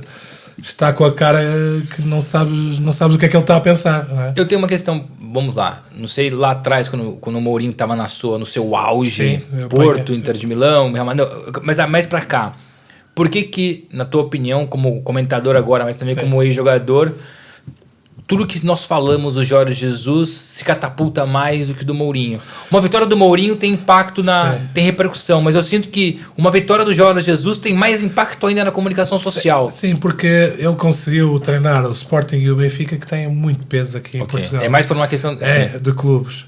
E ele, quando venceu por mérito, grande mérito. Também o Mourinho, mas o Mourinho só venceu no Porto. Se o Mourinho conseguisse treinar o Sporting ou o Benfica, faltou passar ia ter mais impacto a nível nacional. Embora muita gente prefira o Mourinho ao Jorge Jesus. Quando eu que trabalhei, eu prefiro o contrário. E você acha que o Jorge Jesus um dia trabalharia no Porto? Não? Ele quer muito. Acho ele queria, era o sonho do Pinta Costa, de juntar, e foi muito... Fechar o ciclo dos três grandes. Dos três grandes, e ele queria, mas cada vez mais difícil, porque as condições do Futebol Clube Porto são diferentes, o projeto mudou, são pessoas mais novas, acreditam em treinadores se calhar mais novos, como o Anselmo, e passa muito por aí. Daí que, mas no entanto, o treinador português vão aparecer muito mais. Então, já que nessa posso aproveitar, digamos que por algum motivo o Roberto Martínez seja demitido no futuro próximo, veria o Jorge Jesus como o nome ideal, ou um outro português, ou novamente um estrangeiro? O selecionador não acredito. Eu acho que o projeto de Portugal passa por estabilidade, porque foi o treinador que abraçou o Cristiano Ronaldo. Okay. Porque havia uma decisão para tomar. Jogar com o craque é como se fosse do Brasil, jogar com o Neymar ou sem Neymar. Sim. E aqui foi posta essa decisão e o Roberto Martínez... Não, mas eu estou querendo aqui um cenário muito... Eu acho que o treinador mais próximo da seleção portuguesa é o Mourinho. Ok. Não foi nenhuma questão de se você concorda com a demissão ou não. Eu digo, se por acaso sai... Não, é mais o Mourinho que já deu vontade. Também acho que eu ia por aí também. Teve quase a entrar. Sim. Só por incompatibilidade com o contrato que tinha. Antes do Martínez teve para entrar. E ele já deu esse passo, ou seja... Porque ele sente-se... Vai acontecer um dia ainda. Vai. Aproveitando que a gente está falando de técnico, vocês dois, como é que vocês estão vendo essa nova fase, né, do Rubem Amorim lá no United, passando dificuldade para ganhar? Aqui estava muito bem no esporte. Tem os dois lados, né? Assim, é bacana alguém ser convicto nas próprias ideias, mas acho que tem um limite para ser convicto nas próprias ideias. Chega uma hora que se você der um murro na ponta da faca várias vezes, vai furar. Mas assim, ao mesmo tempo, é difícil você criticar alguém por ser convicto nas ideias. Porque geralmente as pessoas são tão abertas, muda de opinião aqui, muda ali. Quando você encontra alguém convicto, você vai criticar essa convicção também. É um pouco contraditório, mas acho que o Rubem Amorim já passou esse limite da convicção. Acho que o Rubem Amorim poderia ter um horizonte, abrir mais os horizontes, ele não abre. Ele é muito fiel às suas ideias. Como jornalista, qual foi forma que o Amorim encontrou sucesso? O Amorim, eu digo que... Vou falar no fora de campo, depois falo dentro de campo. O Amorim, para mim, ele é malandro e inteligente ao mesmo tempo. E eu vou usar aqui o Tite como exemplo no Brasil. Isso tem muito impacto, porque assim, a comunicação social em Portugal é apaixonada pelo Rubem Amorim. Primeiro porque ele comunica muito bem mesmo. Foi disparado nos últimos anos o melhor comunicador. Mas ele comunicava, primeiro porque ele era honesto, sempre, frontal, dizia o que pensava, tudo mais, mas ele sabia controlar, entre aspas, bem a comunicação social, a imprensa, tratar bem a todos, o sorriso e tal, e nem todo mundo tem essa essência. Para fazer isso bem feito, você tem que ser malandro, no bom sentido, e inteligente, e isso ajuda. Então, parte do sucesso dentro de campo teve também a ver com o fato de ser escorado pela comunicação social.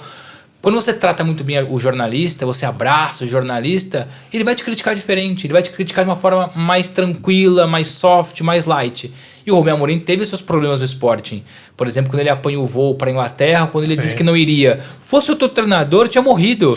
A comunicação social tinha destroçado com ele. Mas como foi o Rubem Amorim, aquela pessoa que sempre tratou bem todo mundo, foi mais suave. E chega e admite, errei. E aí, exato, assim, dentro de campo ele era muito bom, continua sendo muito bom, revolucionou aquilo que foi Sporting nos últimos anos, mas eu não consigo desassociar uma situação da outra. O fato dele tratar muito bem os de fora teve impacto para ele para ter um pouco mais de paz e tranquilidade para trabalhar internamente. Então você acha que eu queria ver a sua opinião também. Sim. Você acha então vocês acham que está faltando o Amorim, aquela coisa que o Ancelotti fala muito, que é ele se adapta aos jogadores e não os jogadores se adaptam a ele? Um pouco talvez, né? Sim, dentro de um contexto difícil, porque a crítica é mais severa, por muito ele não teve tempo para abraçar os jornalistas, não teve tempo para abraçar ninguém.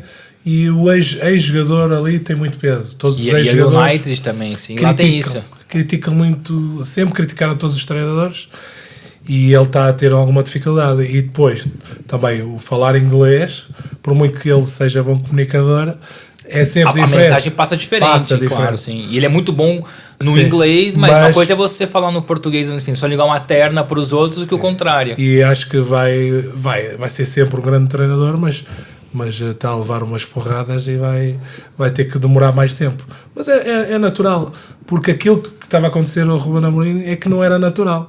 Pegar num clube como o Sporting, que não ganhava há muito tempo, tornar o clube campeão, ele sai, o clube estava destacado, e com a ausência dele, o clube quase que está não se sabe se ganha ou não o campeonato, ou seja, muito mérito dele, pessoa super inteligente, e aqueles treinadores pode treinar em qualquer parte do mundo. O Rubem Amorim aí é craque. E das informações que você tem do Brasil, eu queria ver, é para entender um pouco da tendência. Tem muito jogador estrangeiro indo para o Brasil, nomes que a gente não imaginava que iriam.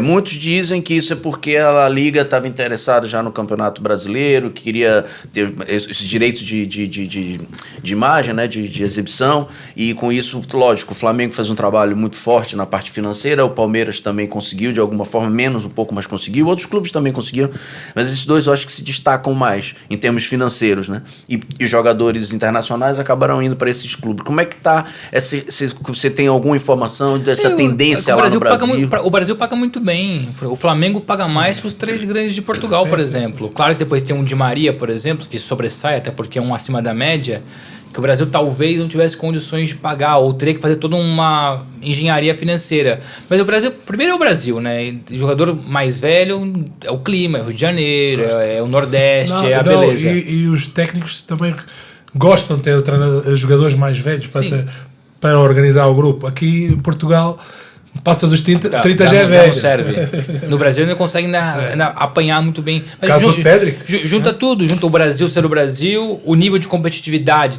pode ser pequena, pode ser ruim, mas ela é mediana. São lá 10, 12 clubes jogando em altíssimo nível, entre eles, claro. Mas depois tem o Flamengo que sobressai, o Palmeiras, e paga-se muito bem no Brasil. Mas você acha que isso vai aumentar? Eu acho que vai continuar aumentando. Alguma coisa a ver com essa coisa de direito de La Liga que quer entrar? Eu acho que para mim é mais os clubes têm se organizado, os clubes têm se tornado SAF, como se fosse a SAD aqui em Portugal. Sim, então é mais organização, mais dinheiro, mais competitividade. Técnicos estrangeiros também conta. E aí tem bons exemplos. os estrangeiros vão para lá, os técnicos são campeões, e os outros pensam, vou para lá. Por exemplo, vou usar o Memphis Depay, que é um neerlandês, foi para lá e foi convocado para a seleção. Então o jogador pensa, pera lá, então eu não vou ficar tão escondido lá. Claro. Agora, se você vai para lá e fica no ostracismo, talvez você pense duas vezes. Emergentes, é por isso que eu falei essa coisa de exibição de imagem, porque assim, o Campeonato Brasileiro já é exibido aqui em Portugal, não vastamente, mas já é exibido. Mas mudou com o canal da Federação e o canal 11 e a entrada dos técnicos. Por exemplo, o Paulo Bento, quando entrou no Cruzeiro, teve muita dificuldade, nem teve visibilidade. Não sabia, sim. E o Jesus, quando entrou, tudo aquilo que aconteceu com o Jorge Jesus, o Jorge Jesus foi um grande impulsionador. Ele foi o responsável por tudo isso. Por todo este... Aliás, eu digo mais, o Jorge Jesus é o responsável por estar sentado aqui. Assim, antes do Jorge Jesus ir para o Flamengo, eu era... De vez em quando ia num canal de televisão, escrevia aqui e tal, mas eu só fui ter um impulso. Porque o Jorge Jesus começou a ganhar lá e começaram a perceber, pera lá, vamos falar disso aqui. Qual é o brasileiro que está aparecendo no mercado aqui pra gente puxar? Então boa parte do meu sucesso não é só mérito meu, é influência do sucesso do Jorge Jesus. E já temos casos de portugueses que já acompanham mais, se calhar mais jogos do Campeonato Brasileiro do que às vezes o fim de semana do Campeonato Português. Às vezes eu estou na pastelaria e estou ouvindo 2 portugueses aqui conversando sobre o jogo do Palmeiras, do Abel. É mais interessante, tem mais jogadores. A Liga Brasileira, o campeonato, tanto as duas fórmulas, né? A primeira parte e depois o campeonato, estão a ficar super interessantes e as marcas também gostam disso. Sim, chama atenção. Eu acho que tem todo o potencial.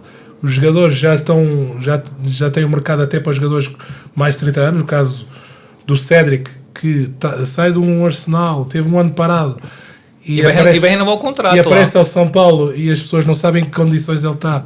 E tem uma saída quando, se calhar, para um Sport Benfica Porto, ninguém lhe abria a porta para jogar. É bem possível. Sim. É um mercado super interessante.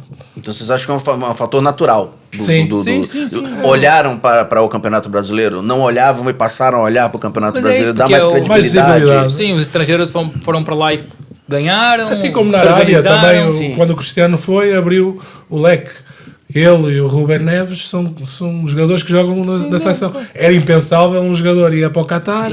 Olha para Portugal, por exemplo. Portugal, a maior contratação de sempre do futebol português é o Coqueçu do Benfica, que custou 20 mais 5. Ou 25 mais 5, 30 milhões de euros.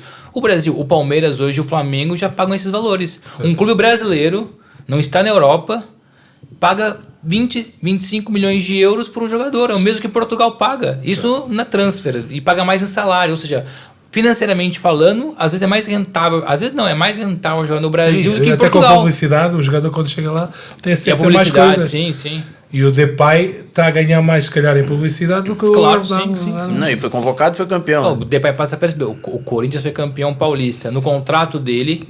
tem lá uma bonificação pelo título paulista, que é basicamente o valor que o clube receberia ou vai receber pelo título paulista. Ou seja, quase tudo vai para o jogador. É 5 milhões a premiação, acho que é 4 milhões e 600 vai tudo para ele. Ou seja, vale mais estar no Brasil do que estar escondido num Ajax, no PSV. Mas também tudo o que é sul-americano já está a mudar. As federações já pagam mais. Sim. Os clubes já pagam mais e viram para os prémios também melhorar. Eu acho que o futebol, a nível de tudo o que é prémios, até mesmo os jogadores, na minha altura recebíamos menos.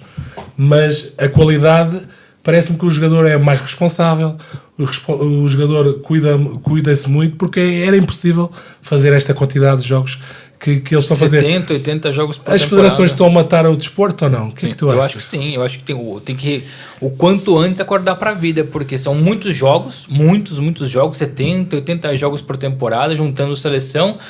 E desses 80 jogos que 10 salvam, isso que é o pior. Para mim, assim, são muitos jogos e o nível dos jogos lá embaixo. Basta ver Portugal. Geralmente o que interessa para o público é quando enfrenta Porto e Benfica, Sport e Porto.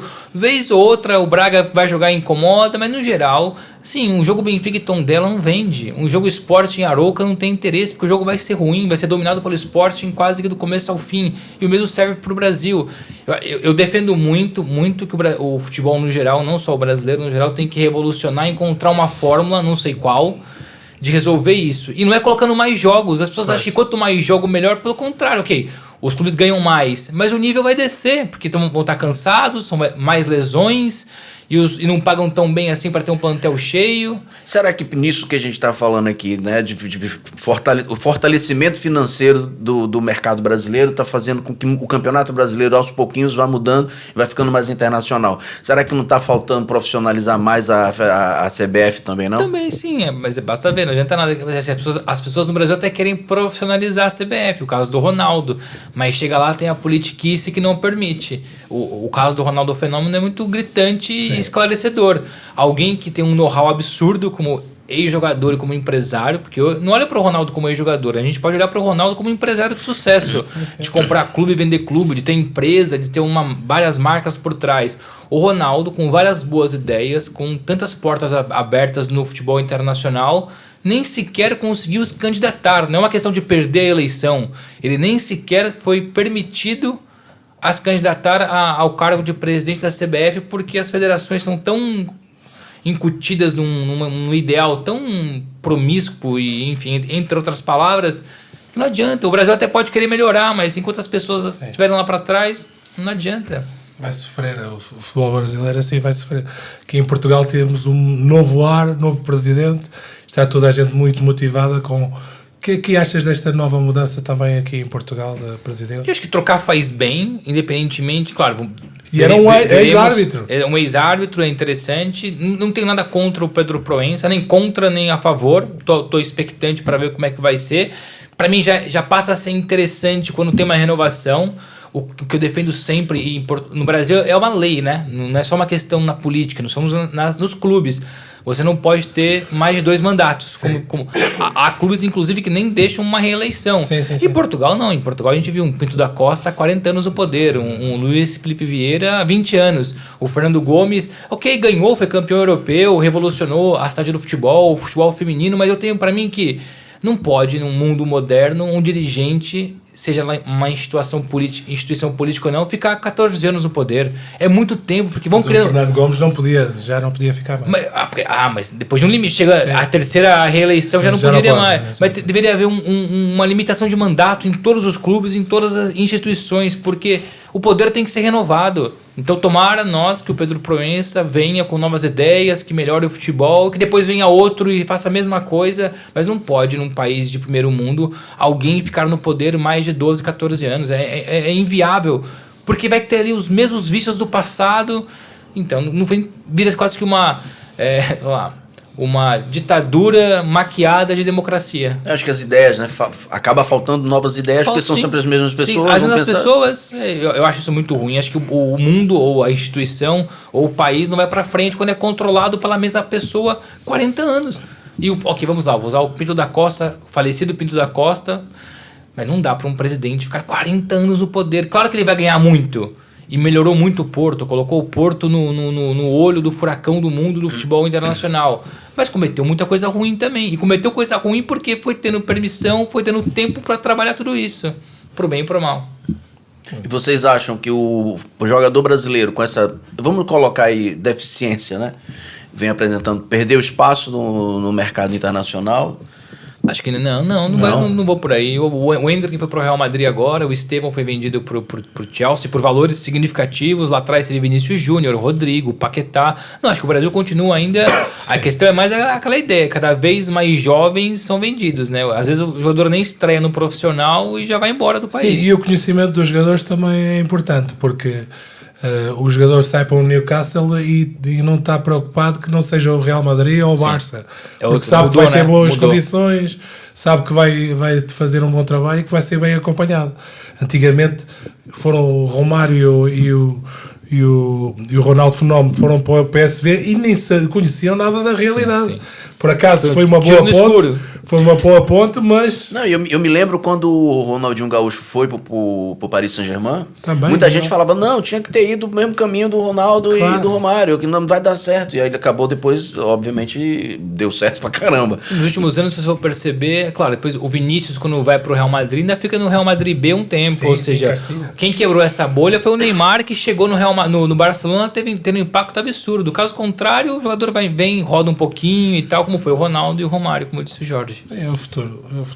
Mas Mas em termos de características, eu acho que o futebol brasileiro não pode deixar cair tudo o que é a natureza do jogador brasileiro. E tem deixado cada vez mais, sim. A técnica, porque isso é que faz a diferença. Eu joguei com N jogadores brasileiros e logo na forma como trata a bola, pisa a bola, o facto de fazerem futsal desde crianças, não se pode. Quais foram os 3 maiores brasileiros com quem você privou ali, Balneário? Sim, o Deco destacado, não é? Mas em termos do futebol, o Deco eu digo que é dentro e fora de campo, é uma pessoa super inteligente, mas por isso chegou onde chegou, a base diretor do é Barcelona. futsal, ele mas joga. No Brasil a maioria, o Djalminha com quem você jogou também, base futsal, futebol de salão. Deco, Djalminha, e o Djalminha era um dos ídolos do craque, né? do Deco, ou seja, já diz tudo. Por isso, só com estes dois já não é preciso escolher o terceiro. Não tem terceiro. Mas isso eu acho que não podem perder essa essência, tornar-se robôs, como o Rafinha para mim está-se a tornar um robô muito eficiente, matador, por exemplo na Liga dos Campeões aqui massacrou o Benfica, marcou todos os golos cirurgicamente, mas não podem perder a ginga. E a evolução do Rafinha é espetacular, né? Isso que é muito louco. Muita gente não dava fé. Não perder a ginga. Sim, o Rafinha saiu do Havaí Vitórias de Guimarães e tal. É um caso diferente. A gente vai lá, o Neymar já é do Santos Barcelona, o Vinícius é de Flamengo Real Madrid. O Rafinha não, uma das referências do Brasil hoje tem um trabalho de carreira espetacular, é subindo degrau a degrau, é Havaí, Vitória, Sport, Rennes, Leeds, é isso. Não, isso é bom e eu acho que o exemplo do Vinícius Júnior também, que saiu do Flamengo, muita gente dizendo que não ia dar nada e ele conseguiu ficar no Real Madrid. Mas ele saiu com muitas debilidades. Exatamente. O Real Madrid esforçou-se ali no Real Madrid Castilha para depois chegar e logo que sobe depois tem problemas na finalização, que ele só foi começar a resolver de um tempo para cá. É isso que eu estava dizendo, é importante também esse lado, que o jovem veja que, peraí, eu não posso querer sair daqui e já chegar lá sendo cara, eu ainda posso. Ele saiu pronto, o Vinícius claramente não saiu uma joia a ser lapidada.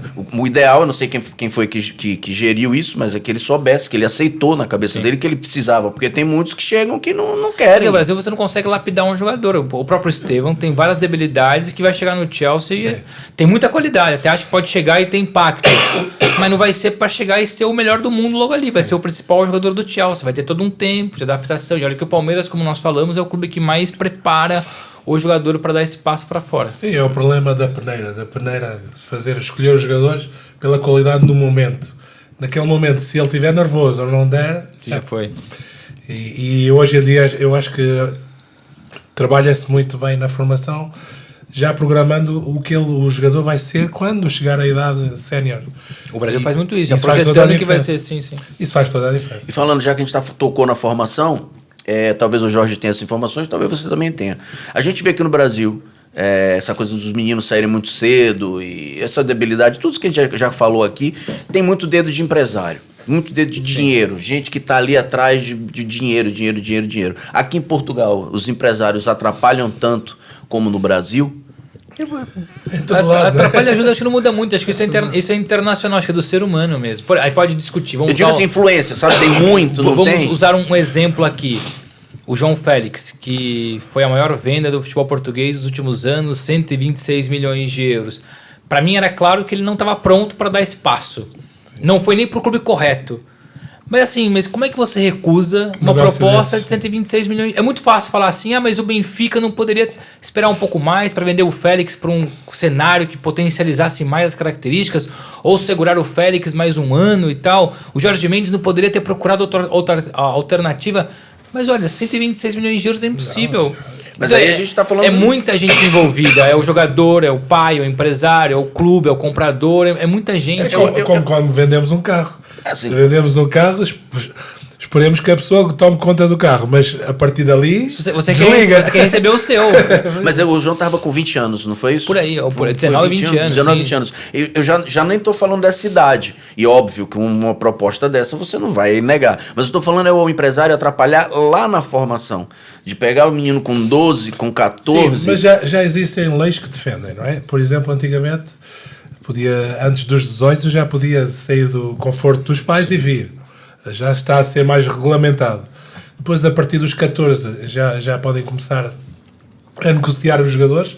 Os os jogadores são livres até aos 14 anos, já existem mais leis. Não é tão selvagem como, Eu acho que ainda como tem. antes. Porque as pessoas querem tirar vantagem, mas acho que está um pouco mais controlado. Tá mais controlado. Antes era uma selva praticamente, fazia-se tudo. Hoje faz-se menos. Mas você falando isso do Brasil. Na Não, Europa, no na Europa geral, também. no A geral, lei, sim, a lei sim, mudou sim. para todos. A lei mudou para todos. Para todos, sim. Por exemplo, o Endrick, quando está sendo negociado, o Real Madrid já arruma emprego para o pai, vou usar exemplos aqui, já paga não sei o que, e fica até completar 18. O Estevão está vendido para o Chelsea tem um ano já, e vai ficar até completar 18 Isso anos. melhorou não sei, muito. Melhorou. resguarda mais o clube, a família, o próprio jogador, mas sempre vai ter os aproveitadores no meio, mas já é muito menor do que era antes. Está melhor, está melhor. Tá melhor, né? Pô, eu não entendo muito isso, que meus filhos estão na formação, já sempre fico tentando alguma informação para A poder... ideia da FIFA era acabar com agentes, mas é impossível. Não tem como. São eles que fazem Dá para a ponte. limitar as intermediações, acho que a FIFA vai fechando ali o cerco para Mas- quanto antes não ter esse problema. Mas é difícil. Mas vai melhorando. Não, é difícil, como é que você vai pegar uma pessoa e dizer, não, ninguém pode lhe representar. Não, eu preciso de alguém para me representar, não vai ter como. Você pode limitar o quanto você vai receber para fazer tal transferência. O curioso em Espanha, eu tinha muitos colegas que o agente era o pai. Era o pai, como No o Brasil, caso do Neymar. no Brasil lá atrás também era assim. O pai, o Neymar, o pai, o Diego, que depois veio aqui pro Porto. E dentro da realidade espanhola funcionava bem. Eu sempre trabalhei com o Jorge Mendes, mas muitos colegas fizeram carreira com o pai pais e o trabalharam. rendimento ficou na família, pelo menos foi bom. Não, isso sim, mas eu não sei também se isso mudou, porque eu realmente não sei. Aqui, pergunta de ignorante. Funcionou lá na Espanha há muito tempo os pais, Sim. mas por quê? Não estavam dando tanta importância ao empresário ter influência o que tem dentro muito do clube. ainda é determinados clubes, pro bem ou pro mal, cada um enxerga de uma forma, trabalhar só com um número específico de empresários. Sim. Então vou lá, o clube X só faz negócio com o Jorge, com o Val e com o Bruno. E raramente faz com o Zezinho ou com a Mariazinha. Isso pra mim é um pouco complicado de lidar, porque fecha ali um cerco, há muita coisa estranha acontecendo.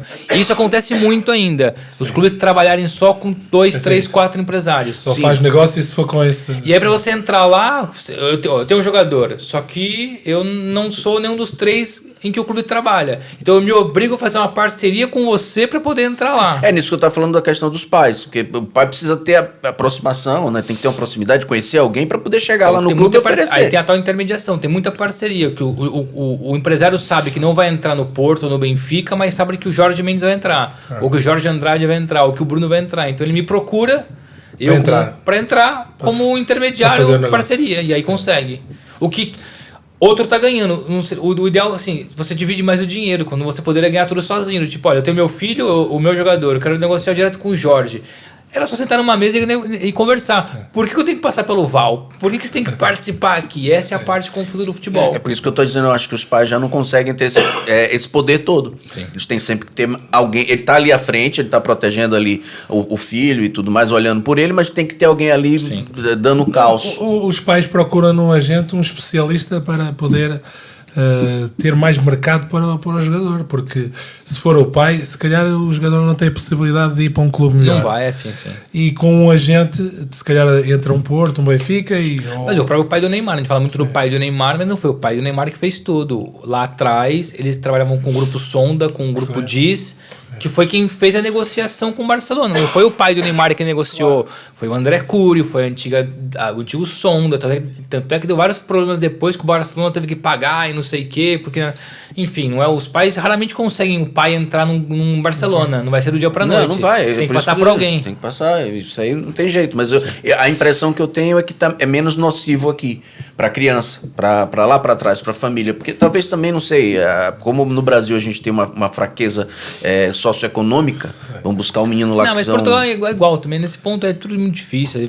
Vai ter sempre os intermediários, os agentes mais favorecidos, mais desfavorecidos. Isso é igual em todo mundo. E tu que acompanhas o futebol em geral, tem algum talento jogador aqui escondido que nós, como analisas todos os dias, que ninguém esteja a ver? Em Portugal? Em Portugal ou em Portugal, se souberes, diz, não, porque vamos estar aqui. Os que eu sei, você seguramente sabe também. Não, mas por vezes a visão tua é diferente da nossa, não é?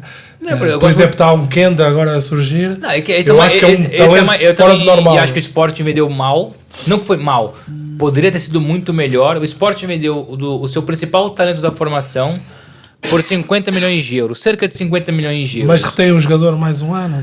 Mas ok, mas e a cabeça do jogador? Será que ele vai estar totalmente ligado? Será que vão conseguir extrair? Onde eu quero chegar? Para mim, o que passou a ser contraditório essa negociação, eu tenho para mim que, se você vende alguém de 17 anos, 18 anos, e essa pessoa faz um contrato de longa duração, o Kenda fez um contrato de 7, 8 temporadas. Você recebe um fixo, 50 milhões de euros, mas como é que você não coloca mais metas, mais bonificações? Porque o Kenda vai ter 8 anos para justificar a bonificação. O Sport que fez? Vendeu por 50 mais 1,3. 1,3 são as bonificações que ele vai atingir em 8 anos. Enquanto, por exemplo, o Estevão, que vai para o Chelsea, foi 40 milhões de euros, mais 30 de bonificações. O Palmeiras ainda vai ter 8 anos para receber 30 milhões de euros de uma forma ou de outra. E é o Kenda, é o talento, Kenda, esse talento. O Rodrigo Mora também é muito assim. Eu gosto do Gustavo Sá, que é um jogador que logo vai pular para um grande aqui. Qualidade. Tem muita qualidade, mas o Kenda é o mais fácil de observar. É um jogador assim, espetacular. Espetacular o Kenda. Só não acho que vai chegar no Chelsea já resolvendo também. Vai ter todo um processo. Sim. Ficar mais um ano no Sporting vai ajudar se também. Adaptar, também lá. E no Brasil? No Brasil, um jogador que possa estar surgindo assim, o Estevão é o caso gritante, fácil de falar, então não tem muito por onde fugir. Deixa eu pensar aqui. No Brasil, eu gosto do Breno Bidon, é um médio que por acaso já falou isso aqui pro Benfica, é um médio criador, destrói e constrói. Breno Bidon, médio do Corinthians, que logo também vai estar em um outro patamar aí. Não jogou agora a final contra o Palmeiras, que era um jogo muito forte fisicamente, ele é um pouco franzino, um pouco baixinho para a posição dele. Tem que pegar mais corpo, né? Tem que pegar um pouco mais, mas assim, qualidade, visão de jogo, eu gosto bastante. E me diz uma coisa, curiosidade até, você pode falar mesmo, como é que vocês enxergaram essa passagem do Vitor Roque? Pelo Barcelona, essa coisa toda de voltar e... Ele chegou pra já, assim, tem muito culpa do próprio jogador também, né? E tem aquela questão do cenário, como é que o Atlético Paranaense ia dizer não pra uma proposta do Barcelona, mas talvez não fosse o melhor momento ir pro Barcelona. Tava lá o Lewandowski, absoluto no ataque, o Vitor Roque não estava 100% bem ali mentalmente para isso. Mas não para o Barcelona é complicado. Mas é exato, onde eu quero chegar, não dá para... assim, dá, mas não é fácil, porque envolve muita coisa, é o plano de carreira, é o dinheiro, são as pessoas que ele precisa ajudar, os pais, a família, os empresários. Também, se o Deco trouxe é porque vai apostar nele. Né? E uma hora ou outra acaba errando também, assim, não é porque o Deco conhece muito de bola que vai acertar sempre. Sim, não vai. Não. Ou o Jorge Mendes, você acaba errando numas coisas. Lá estou eu a ser tendencioso. Não, é meu amigo, o Deco, ninguém chega a diretor, ninguém consegue ser campeão do mundo como jogador de futebol no clube e ser diretor do Barcelona depois. O Deco foi uma excelência como jogador, uma excelência como empresário, agora é uma excelência como dirigente. Essa pessoa tem que ter, nasceu com algo especial. Não, é com certeza. Mas a gente erra na mesa. E nem acho que o Vitor Roque seja um erro. É assim, foi a conjuntura. O Vitor Roque já tem condições de sobra, dar a volta por cima e voltar para a Europa. Ele não tem 21, 22 anos no máximo. Eu vi o técnico. Tem menos. Eu vi o técnico falando, é por isso que eu puxei esse assunto, porque a gente tocou também aqui no assunto do Vinícius Júnior, que chegou lá no Real Madrid e teve a paciência dele de esperar o momento. O técnico... mas talvez o Vitor Roque não queira ter esperado o momento também. Exato, mas era esse meu ponto. Aí o Barcelona percebeu que, olha, você não vai ter espaço aqui porque joga o Lewandowski e você não está conseguindo esperar o seu momento, aí vai pro Betis. Aí no Betis acontece a mesma... Aí assim, vai muito do jogador também. Ok, não é um experiente, mas também não tem 12 anos de idade. Passa por um jogador hoje, tem um pouco mais de, olha, deixa eu tentar entender em que cenário eu estou. Foi o caso do Vinícius. O Vinícius poderia ter sido emprestado para jogar no Deportivo, para jogar no Getafe. Não, o Real Madrid falou, não, eu vou acreditar em você, desce um degrauzinho, vai lá pro B. O Vinícius ficou uma temporada e meia quase no Castilha. Exatamente. Porque o que eu ouvi do técnico foi... Porque ele também quis aceitar, ele aceitou essa condição. O técnico disse numa entrevista que nós não trouxemos ele para ser titular. Mas não ia ser mesmo. E eu não sei se não falaram isso para ele, mas... Pode ser essa questão também, o que será que ofereceram para ele? Exatamente. Quais foram as promessas? Mas enfim, cabe ao jogador entender o cenário, não pode ser... É muito a questão da nova geração. A geração de hoje acha que tudo tem que acontecer agora. Na época do Jorge era diferente, sem rede social, sem 500 empresários por trás. É mais fácil gerir. Você sabia gerir mais, você esperava um pouco mais. Hoje não, hoje o jovem quer tudo para agora e se não for agora, tem que resolver. Tá a ver e vocês são pais e podem falar melhor do que eu. Tá a ver o que é que o outro está a fazer, como é que o outro ganha. Não, e você falou uma coisa que eu queria tocar também no assunto, que muito se fala que hoje em dia o jogador já não consegue mais falar o que quer, o que pensa, porque tem a assessoria de imprensa. São por vários motivos, eu vivo isso constantemente e me afeta. São vários problemas. Para já, falta personalidade. A nova geração tem pouca personalidade para assumir e falar. Segundo é que os clubes hoje em dia cada vez mais não deixam. Já é difícil você ter alguém disposto e com personalidade para puxar para si a palavra. E quando existe, o clube vai e mata o jogador. Eu tenho um exemplo muito claro para mim de como os clubes têm muita culpa na timidez. Claro, o jogador ele é contratado para jogar. O rendimento dele tem que ser dentro de campo. Ninguém quer contratar um jogador para depois ser um especial comunicador. Eu vou usar o Éder Militão como exemplo. O Éder Militão é claramente um jogador tímido. Não gosta das câmeras, ok, tem que se respeitar. Mas um jogador, para ganhar o que ele ganha, para fazer o que ele faz, ele não pode ser só jogador de futebol. Sim. Ele tem que ser um pouco mais, não midiático, ele tem que ter outras responsabilidades. Claro que ele nunca vai ser perfeito, porque ele tem uma personalidade mais fechada. Mas você pode trabalhar isso. A personalidade muda durante o... Também. Mas os clubes não querem que isso mude. Ou seja, o São Paulo, que era o clube do Éder Militão, o trabalhou mal para poder ser exposto às câmeras, à grande mídia. O Porto fez igual. Tanto é que quando ele vai ser apresentado no Real Madrid, por isso para mim é um caso emblemático, depois vão falar evidentemente que naquele dia em Madrid estava muito calor e tal, era o Real Madrid. O Éder Militão desmaiou na conferência de apresentação dele de imprensa. Porque ele passou 3, 4 anos do seu alto nível como profissional antes do Real Madrid sem dar nenhuma entrevista. Ou seja, ele nunca foi pressionado, nunca foi exposto a uma câmera, a uma pergunta difícil. O que não é normal. Ou seja... Isso não é o futebol moderno. Exato. Ainda mais a posição deles aqui. Hoje em dia é câmera, é microfone, é podcast, é depois é jornal, é depois redes sociais. E tem todo um mundo que ele pode explorar. Não é? Sim. Eu entendo o não querer ou não ser bom nisso, mas o mínimo você tem que estar preparado. Mas os clubes também não querem. Faz parte da formação dele. Os clubes condicionam muito hoje os jogadores. Não querem que eles se exponham, não querem que eles falem, e quando falem é num lugar controlado, ou seja, pro próprio canal do clube. E isso faz da contra-informação. Total. E tem esse para além, aí é uma outra discussão, ainda maior ainda. Então a comunicação mudou bastante. Aí o jogador, quando quer falar alguma coisa, ao invés de dar uma entrevista, ele vai na rede social e faz um desabafo. Só que ele não está preparado para fazer esse desabafo, aí corre mal. Aí a namorada. Aí a mãe, o pai, a namorada, a esposa, ou quando é jogador é o marido, é o namorado, enfim. Mas é bom, né, as pessoas terem esse tipo de informação, porque eu já vi, tem um empresário que eu conheço que faz isso aqui. Ele pega os meninos que ele está trabalhando e no final do treino ele pega o telemóvel, o celular pro Brasil e coloca ele para falar. Pra falar, sim. Como é que foi o treino? Importante. Aí fez um jogo. Como é que foi o jogo de hoje? Conta aí para poder... Eu acho que os clubes fazem um pouco isso. No Brasil e em Portugal, mas mais na Europa ainda é pior, sinceramente. Acho que o Brasil ainda está um pouquinho à frente nesse ponto.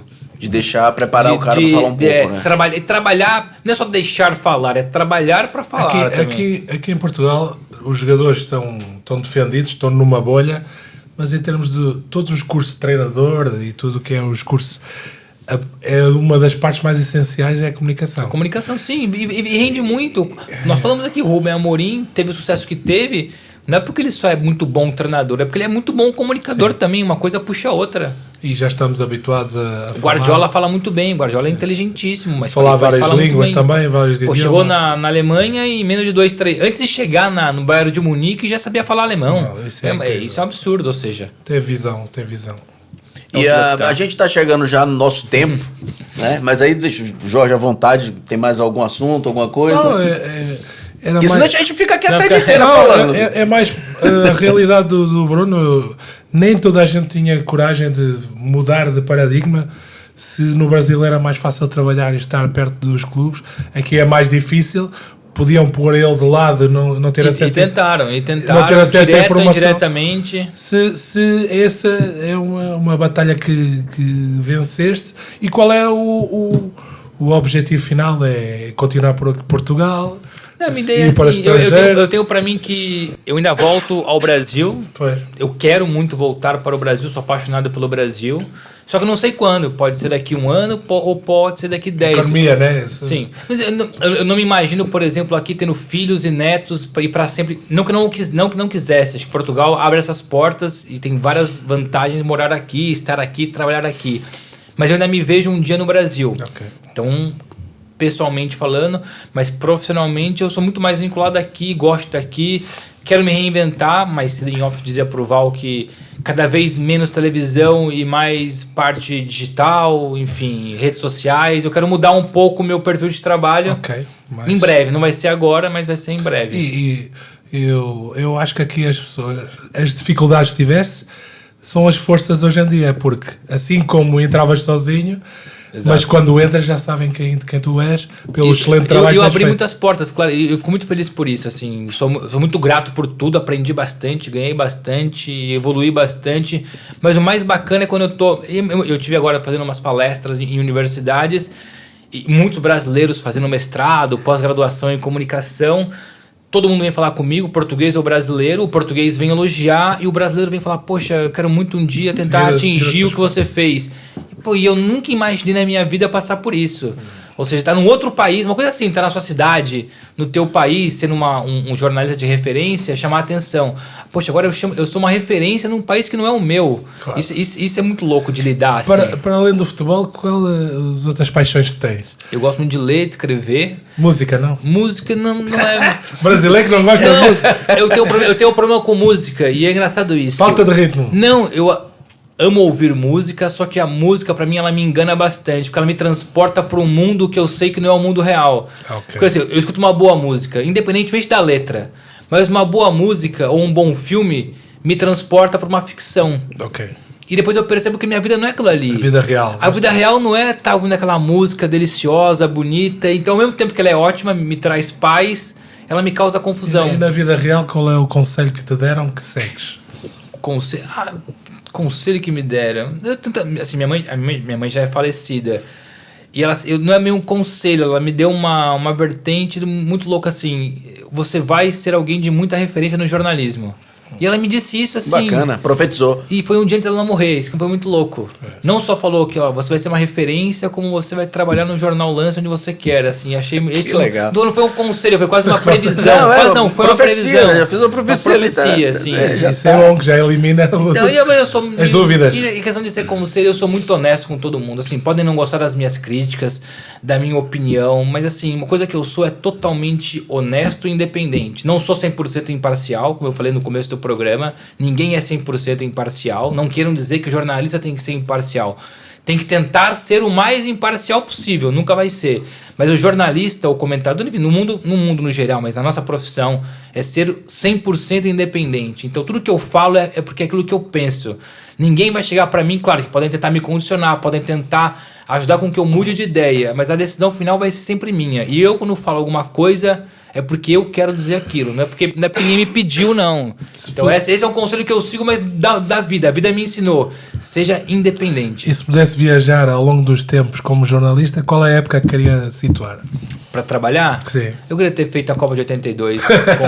Até porque tem uma... E mudar o rumo. Eu tenho o Sócrates tatuado. É o grande ídolo. É o meu grande ídolo. E olha que eu não vi o Sócrates jogar, porque o Sócrates quando para... Mas assim, tem uma história muito... Eu tenho uma história com o Sócrates espetacular. Eu não o vi jogar, porque não é da minha geração, mas sei tudo aquilo que ele entregou pro futebol e pra política, pro Brasil no geral. Então é meu ídolo dentro e fora. Não é só porque ele foi um jogador espetacular do Brasil, do Corinthians, que é meu clube. É porque ele fez coisas pelo país que nenhum outro jogador ou talvez nenhuma outra pessoa tenha feito. Reivindicar. E consegui e virei amigo do Sócrates durante um mês, sem querer. Uau. A última entrevista do Sócrates antes de morrer foi pro jornal Lance, onde eu trabalhava.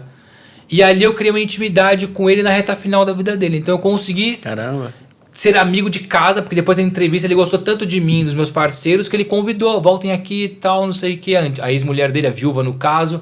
Então eu virei amigo do Sócrates no último mês da vida dele. Isso pra mim é espetacular. Ou seja, eu me transportaria para o momento em que o Sócrates jogava, para poder viver tudo aquilo que ele me contou em um único Eu mês. gostava de ver Pelé e o Eusébio, 66. Isso é também... O Eusébio... Ninguém estava aqui. Sim. Não, ninguém tava aqui. Não tinha como. Mas você privou de momentos com o Eusébio, Eusébio, muito na seleção. Estava sempre presente e trazia sempre uma alegria para o grupo. E era sempre bom de estar. Mas teve algo que o Eusébio mudou em você? Mudou a perspectiva de querer sempre mais, de ir para a frente, porque ele veio de Moçambique. Ok. E chegou aqui com a simplicidade dele, força física, muita força física. Também talento, mas levava os colegas às costas. Muitos jogos ele não estava em condições e se ele não jogasse não havia o cachê para os colegas. Ou seja, espírito de sacrifício em prol de um grupo. Grande Eusébio. Grande história. O Eusébio Sócrates, para mim, é de outro mundo, assim. Democracia corintiana, a Copa de 82, enfim, tudo aquilo que ele entregou pro país. Então, um ídolo espetacular para mim. Eu vi, graças a Deus eu vi. Jogar. Queria ter visto. Vi assim, vídeos eu não... O que eu mais vejo são vídeos do Sócrates. É a primeira Copa que eu me lembro. Que 82, eu realmente me lembro. 82. Foi a Copa de 82. E realmente fantástico. Mas olha, muito obrigado a vocês dois. Eu acho que você já deu... Tabelinha de Andrade. Abriu o coração tabelinha. ao fim. Não, e já deu... Eu ia lhe perguntar um conselho para um jovem ou para alguém que esteja, né, pensando em migrar, mas você já disse para se uma pessoa quer vir para cá desbravar, como é que ela tem que... E vem sem medo. Vem sem medo. Não vai ser fácil, claro que não vai ser fácil, mas olha... É se jogar. E eu aprendi com a vida, e vocês são mais velhos do que eu, seja no futebol ou na comunicação, na publicidade. Quando você se desprende a primeira vez, você se desprende para sempre. Eu trabalhei no Lance durante 10 anos e eu achava que minha vida seria aquilo ali para sempre. O mundo, que eu não teria espaço em outro jornal ou que não teria espaço em outro país. E a hora que eu falo assim, não, eu quero ir para fora, com medo, enfim, e chego aqui e percebo, olha... Deu certo. E hoje em dia, se eu precisar ir embora, eu vou embora amanhã. Se eu quiser fechar minha casa e voltar pro Brasil amanhã, eu volto, sem medo nenhum. Então, tem a experiência de se desprender uma primeira vez, porque depois abre umas portas. Abre um mundo comigo inteiro. Foi assim, não sei com vocês, mas comigo foi assim. Sim, se não fechar uma porta, nunca vai conseguir abrir outra. Há mundo para além daquela porta. Há mundo, difícil, mas há um mundo para além daquela porta. Eu também aprendi isso cedo. Mas é outra história, o podcast não é sobre mim. mas é importante também. Sim, realmente se sai a primeira vez, opa, pera. Você já sai do trabalho, de casa ou do país. A hora que você consegue se desvincular de uma coisa que você achava que era aquilo pra sempre. Sim, é como as relações.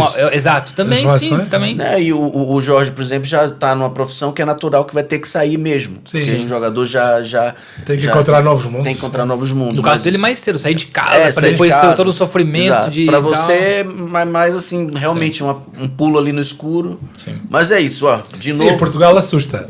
Assusta. Porque na Europa fala-se em todos os países e Portugal fala mesmo, mas depois com a língua portuguesa. Ajuda bastante, não. Fala a língua, sim, sem dúvida.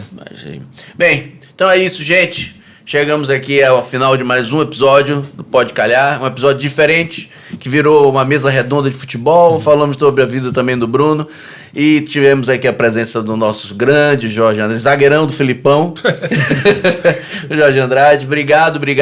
Logo a gente se vê no próximo episódio. De novo, muito obrigado, cara. Obrigado, Val. É um gosto. Jorge, prazer, muito como sempre. Pra nós, que só temos 4 meses, nem isso. Tá com pessoas como vocês, profissionais como vocês, nos dando credibilidade, porque o podcast Pode Calhar hoje tem credibilidade pela quantidade de visualizações. Nós já passamos de 3 milhões de visualizações, tantos milhões de contas alcançadas, não tem esse número, mas foi surpreendente. E eu queria agradecer isso aqui para vocês, porque se vocês não viessem, não acreditassem que a gente ia fazer um trabalho bacana, a gente não estava chegando onde a gente está começando a chegar. Prazer. Não chegamos ainda em lugar. lugar. Eu vim sem saber que seria o Jorge. Ou seja, pois é, e viria na mesma. Exatamente. Se eu soubesse que era o Jorge, eu vinha mais bem arrumado, né? Assim, não tem nenhum... Vim com caneleiro e tudo, que era o Jorge. Vim com caneleiro e tudo, que eu soube. Capacete e tudo. Capacete e tudo. Mas isso, obrigado, Jorge, também, tá? Valeu, galera. Valeu, obrigado. Até o próximo.